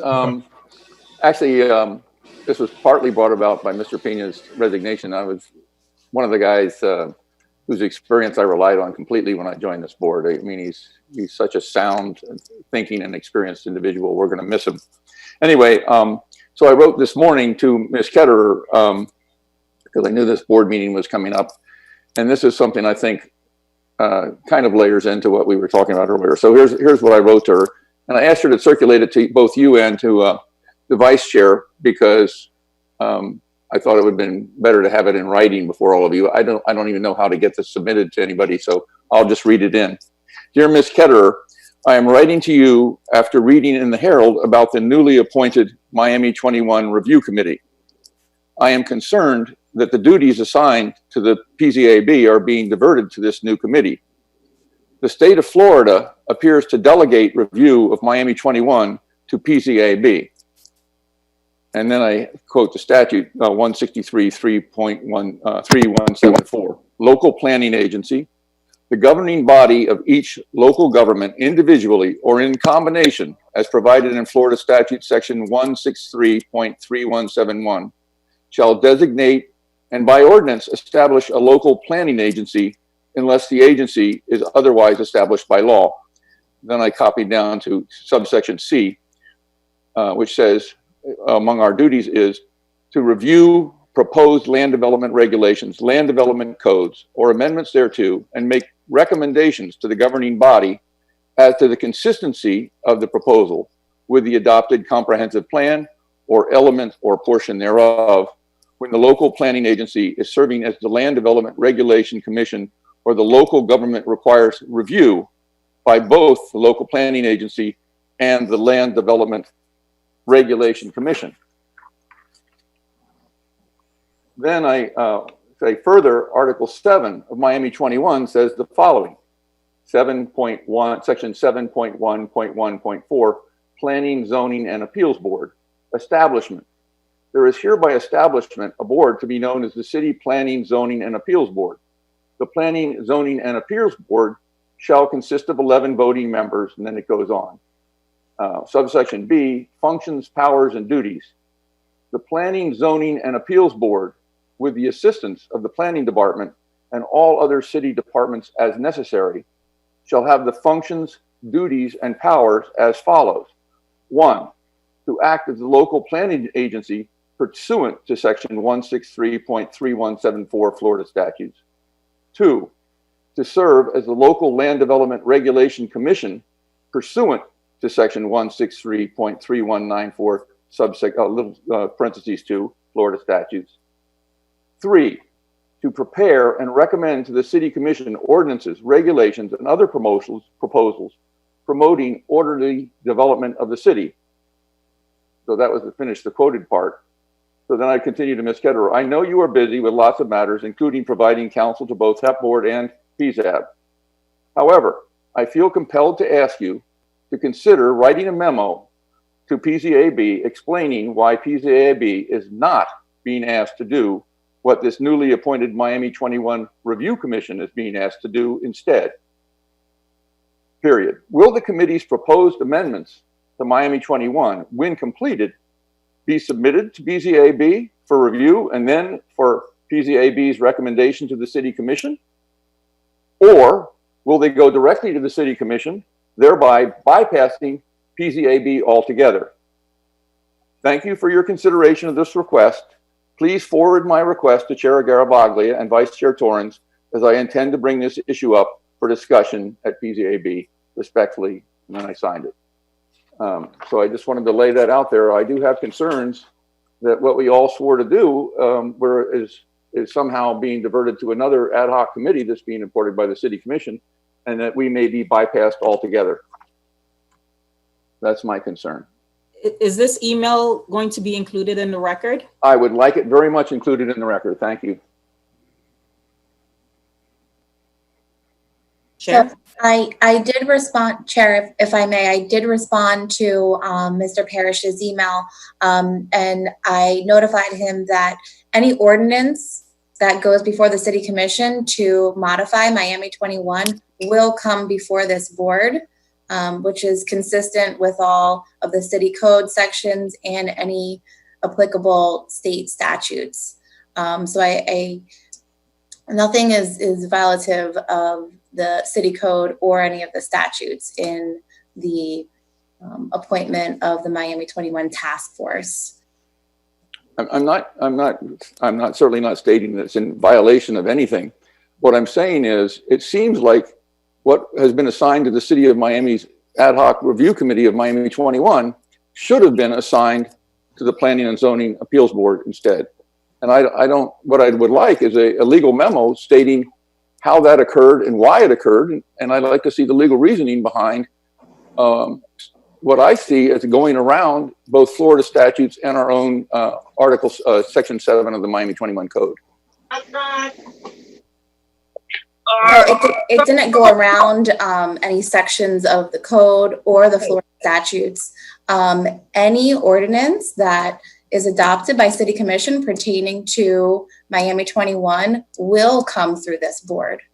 If this board would like to see that report, they can certainly request to have a presentation from city staff when it's ready, when it's ready to be submitted to City Commission. Well, I will just defer to the chair. If he doesn't think a memo from you is necessary for the legal reasoning behind why this is not coming directly to us instead of this ad hoc committee, I will defer to him. He's got much more experience than I do in this matter. But it did seem strange to me, especially with the public interest in this whole proposed revision of Miami 21, that it seems like it's assigned to us primarily, not just to review what somebody else does. And then we recommend what we have proposed to the City Commission, not go vote yes or no on what's brought to us by this ad hoc committee. I'm just confused as to why this happened, and I'd like the legal basis for how that happened, other than the City Commission wanted to appoint somebody else to do what I think is assigned to us. So I'm sure other board members have an opinion on this. I do have a strong opinion. I think it should have been assigned to us. So does the city attorney's office have the ability to formally respond to Mr. Parrish's email and inform us? I mean, we can open, at the request of the board, I can certainly provide, any sort of legal guidance to the board. I don't know that that there's legal reasoning behind the Miami 21 task force. It's certainly legal to create a board, with all of the laws that require this board to review any sort of ordinances and make recommendations. And this board does have the authority to do that. But I don't know that, I guess I would have to be clear on exactly what is being asked, because I don't know if there's a legal basis on why. I mean, there's a policy reason, maybe there's a policy reason. The City Commission decided that Miami 21 needed a comprehensive review, as it was always intended to occur periodically, but a comprehensive review hasn't really been done. And so they appointed a board that, works with the code, et cetera, to do that. I don't know that there's a legal reasoning behind it. It's not that so much, Amber. What I'm really saying, whose is the primary responsibility for this? It seems to me, what I read into the record tonight, the primary responsibility, not just to review somebody else's work, but the primary responsibility resides with the PZAB, not with somebody who then proposes ordinance and comes to us and says, what do you think about this? What do you think about that? No, the way I read both the state statute and Miami 21, Article 7, the primary responsibility lies with PZAB, not with anybody else. It's appointed by the City Commission. It's not whether they're legally entitled to appoint a committee. They can appoint a committee to study anything, but whose is the primary responsibility for doing this? And to me, reading the English language, I think the primary responsibility is PZAB. Right. This board absolutely makes recommendations, reviews proposals, et cetera. No, it actually says we can make ordinances and make amendments. It doesn't say we just review them. It actually says in Article 7, we make them and propose them, not just review them. Yeah, for example, the SAP, that wasn't presented by city staff. This board took the initiative to make that recommendation on their own. We didn't have to wait for an ad hoc committee to come and bring it to us. Exactly. Thank you. So before I get to you, Mr. Gersten, because Mr. Parrish, do you still want a formal reply from the city attorney to your request? On that specific issue of whose is the primary responsibility for doing this? Is it the PZAB or is it this ad hoc review committee that's been appointed? Are you able to comply with that request, city attorney? I can write a memo. That's fine. On that specific issue, whose is the primary responsibility? Okay. Whose function is it to do that? To do that review of Miami 21? Whose function is it? Function is to, I'm sorry, can you repeat the specific? Whose is the primary function and responsibility to review Miami 21? Is it the PZAB, or is it this ad hoc review committee that's been appointed by the city commission? And is that something we can have on the agenda, the next agenda as a discussion item, to hear the response? And discuss it, because we've noticed it as a discussion item? As far as I'm concerned, yeah. Okay. Chair, can you repeat what you just asked? So the city attorney is going to respond to Mr. Parrish's question. I want to put that response as a discussion item in the next meeting so that it's noticed, and then we all can have the discussion then with the answer versus tonight. Chair, the next meeting is July 1st, and it has not been advertised, but the agenda has not published. So the only place that it would be in the agenda for July 1st. You said it hasn't been published, and so you. It has not been published because I thought I heard you say advertise. So I just want you to understand that with this being a discussion item, it's going to appear in the agenda. So it will be published in the agenda because that agenda has not published yet. So for July 1st. I'm okay with it appearing in an agenda item. Say again? It's okay for it to appear as an agenda item. Okay. So it would have July 1st agenda. Yes, well, yes. All right, is there a motion to adjourn? Wait, Hold on, something. Go ahead, Mel. Go ahead. Sorry. First, one comment to Mr. Parrish, and then I did have another item I just want to throw out there. It doesn't need a whole lot of whatever. It's just a follow-up. First, I think that's a really great point. The only thing I would say is that we also can simultaneously do our own thing. I think I've said it, you've said it. A lot of us have taken the opportunity to remind ourselves that we have that ability, and we've had a couple sort of false starts. There's nothing stopping us from having an ongoing discussion that moves towards. We tried that. To be fair, we tried that, and everyone wanted to do a different thing. So we literally had that multiple discussions moving in that direction. And now you're saying, well, we have that ultimate power, but we had it, and then we kicked it away because we voted it away. I had notes. I was ready to go. We were going to talk it through. No, it's going to take too long. Why are we going to beat this to death? Let's just kick it. Okay, we kicked it to them. And now you got the results of that, which is they created another board filled with whoever, and we're not going to do it. And then we're going to get their response, which has already been signed, sealed, and delivered, and to your sort of on your sort of track saying maybe rubber stamped. So what I'm saying is that literally what you're reading is saying that we can do what we were going to try to do. So if you want to pick that up, that is not exactly what I'm saying. But that's what the rules say, is that we can do that. You're on one hand, you're saying, well, I want to hear. I'm not arguing with you. I'm saying on one hand, you're saying, I just want to know why they're able to do this and what's sort of being usurped or whatever.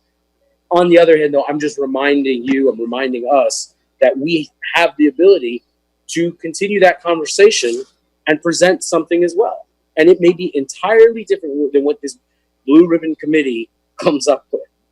In fact, it might be, So I hear you. I'm agreeing with you. I'm agreeing with you. You're partially agreeing with me. What I'm saying is, this needs to be tasked to us, and it certainly would require the chair to task us with it. Then we would have to get the full support of the city departments, staff, on a remote basis, but on a task force basis with a deadline to come up with what our suggestions are for Miami 21. Say you're given 6 months or a year to come up with this, and that we're tasked with it and made it a priority. That would require really full support from the city and planning staff. It would require more meetings by the citizens board. We'd have to be willing to do it. And if we default, your point is well taken. And if people are not willing to do that and not willing to put in the time, and remember, we are not getting paid for this. I understand your concern. And some of the people on the Citizens Review Committee aren't specifically getting paid to review Miami 21. But if you look at who's on that appointed list of who's doing this, they represent major development sources in the city. And it causes a perception. It causes a perception in the public that the changes that are going to be recommended to Miami 21 will not exactly be impartial. So this board, this is a citizens board charged by the state. We're quasi-judicial. We have all these requirements. I take this extremely seriously, as I know you do. So if somebody's going to review Miami 21, this should be the citizens board of which we are members and have selected to do this, and we'll have to make the time, we'll have to get the support, and we'll have to have a determination to produce something with a time certain so we can submit it with our recommendations to the city commission. And we can take testimony from everybody who's been appointed to this HOC review committee. But the point is, whose primary duty is it to do this? And to me, it is ours, and we can't shirk it. If people don't want to do it, they should resign from the board. Well, all I'm saying is that the city has put their vote behind someone, and it wasn't us. So why don't we go ahead and just do our job? Just do our job, because they just created it. They could have turned around and said, "Hey, gee, thanks for sending this to us. You know what? You guys are great. We love what you're doing. Here, we give you full authority, full weight." But they didn't. They said, "You know what? These guys, they're not saying what we want them to say. We're going to create this other board, and maybe they'll say what we want them to say, and then we can send it back to us." Okay. So what I'm saying is, we should just do what we can do. Mr. Dominguez, was your hand up? Yeah. We need to wrap up because I need to either close the meeting or. No, this is a quick question for Erica. Something we talked about before. As it stands right now, every single member of this board has been termed out, and they haven't been reappointed except myself because I just got on the board less than 4 years ago. That includes the vice chair and the chair. I think Mr. Collins just got reappointed or appointed. And reappointed. We have a lot of important votes coming up, and I just don't want to get sideswiped at the last minute. The city of Miami decides to replace everybody, which they can do if they wanted to. At what point are you going to reconfirm all the members of the board so we can move forward? You know what I mean? Can't hear you. So that's not something that's under hearing board's purview. Tomorrow, I will reach out to the clerk and see if I can get an answer as far as that, as far as their reappointment, see the direction that she can provide. All right, but there's a lot of institutional memory on this board, and we're going to talk about things that we've already discussed with SAPs and what have you. And to be quite frank with you, if the city of Miami commissioners wanted to, they could replace everybody in one day. So I would think it'd be very important. I know some people have already applied, but to take care of that sooner than later. I will reach out to the city clerk and provide an answer. Okay, thank you. Can I get a motion to adjourn? So if not, I will turn the chair over to the vice chair as I have to leave. Thank you all. Good evening. Thanks for participating in this meeting. So we are not adjourned? Hey, we're not adjourned. No, we're not adjourned. All I wanted to do was just bring up something that is a while back. I'd asked staff to work on urban agriculture stuff, and seeing the lines of people needing food, the fact that unemployment is still very, very high in our city. I know that especially like in our industry, people people are getting free food wherever they can to eat. And, we talked about simplifying some of these small community gardens and farms and stuff like that. And so I just think that from a food security point of view, humanitarian reasons, that the city move a little faster and revisit those questions. And, to Mr. Parrish's point, we have the ability to make this stuff happen.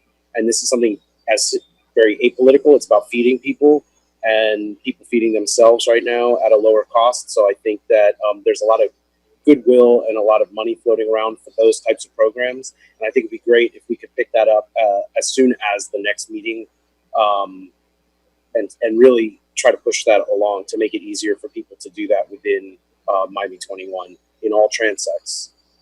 And I don't own a community garden or farm, but I know that the need is out there and it's low hanging fruit. No pun intended. Can that be passed on to staff? Erica, can we get that message to staff that we had requested that before? I'm trying to understand exactly what Mr. Gersten is asking for. Is he asking for an additional agenda item to discuss something? Yes, I think I'd spoken at one point with Joe Eisenberg, who's one of the people we spoke with at a board meeting. But I know that there was a request made, and I can't remember the date. It was definitely last year. Something that I thought we were going to see sooner. But it is a discussion item that begins to present frameworks that we think are workable within Miami 21 to make it very easy and very quick to allow those uses in various forms of limited to less limited bases based on which transect they're in. But from the residential through the commercials, we don't have a lot of that filled in, and so it should be quick, easy, and user friendly. So we want to get those ideas out as soon as possible. So if staff, planning, zoning have some ideas and can look at other cities that do that successfully and administer those programs successfully and those forms of zoning successfully, we just cut and paste and bring that to us so we can discuss some implementation quickly. And for clarity, you're talking about affordable housing, correct? No, I'm sorry, urban agriculture. Urban agriculture. Right, so I'm talking about community gardens, small gardens that allow limited commercial, even potentially if a community garden within a residential block wants once a month to sell their stuff, but they don't have a tractor, they don't have loud equipment or whatever. From that simple idea to something more complex. Excuse me, Mr. Gersten, I think we need to bring this meeting to an end because Olga Zamora is standing at the MRC with no lights on. Okay. And so we really need to shut it down and let her go home. Okay. Thank you. Do I have a motion to adjourn? So moved. Second by Aaron. Thank you. Meeting is adjourned. Good night. Great to see everyone. Thank you. Good to see you, Sorry, Melody. sorry, Olga.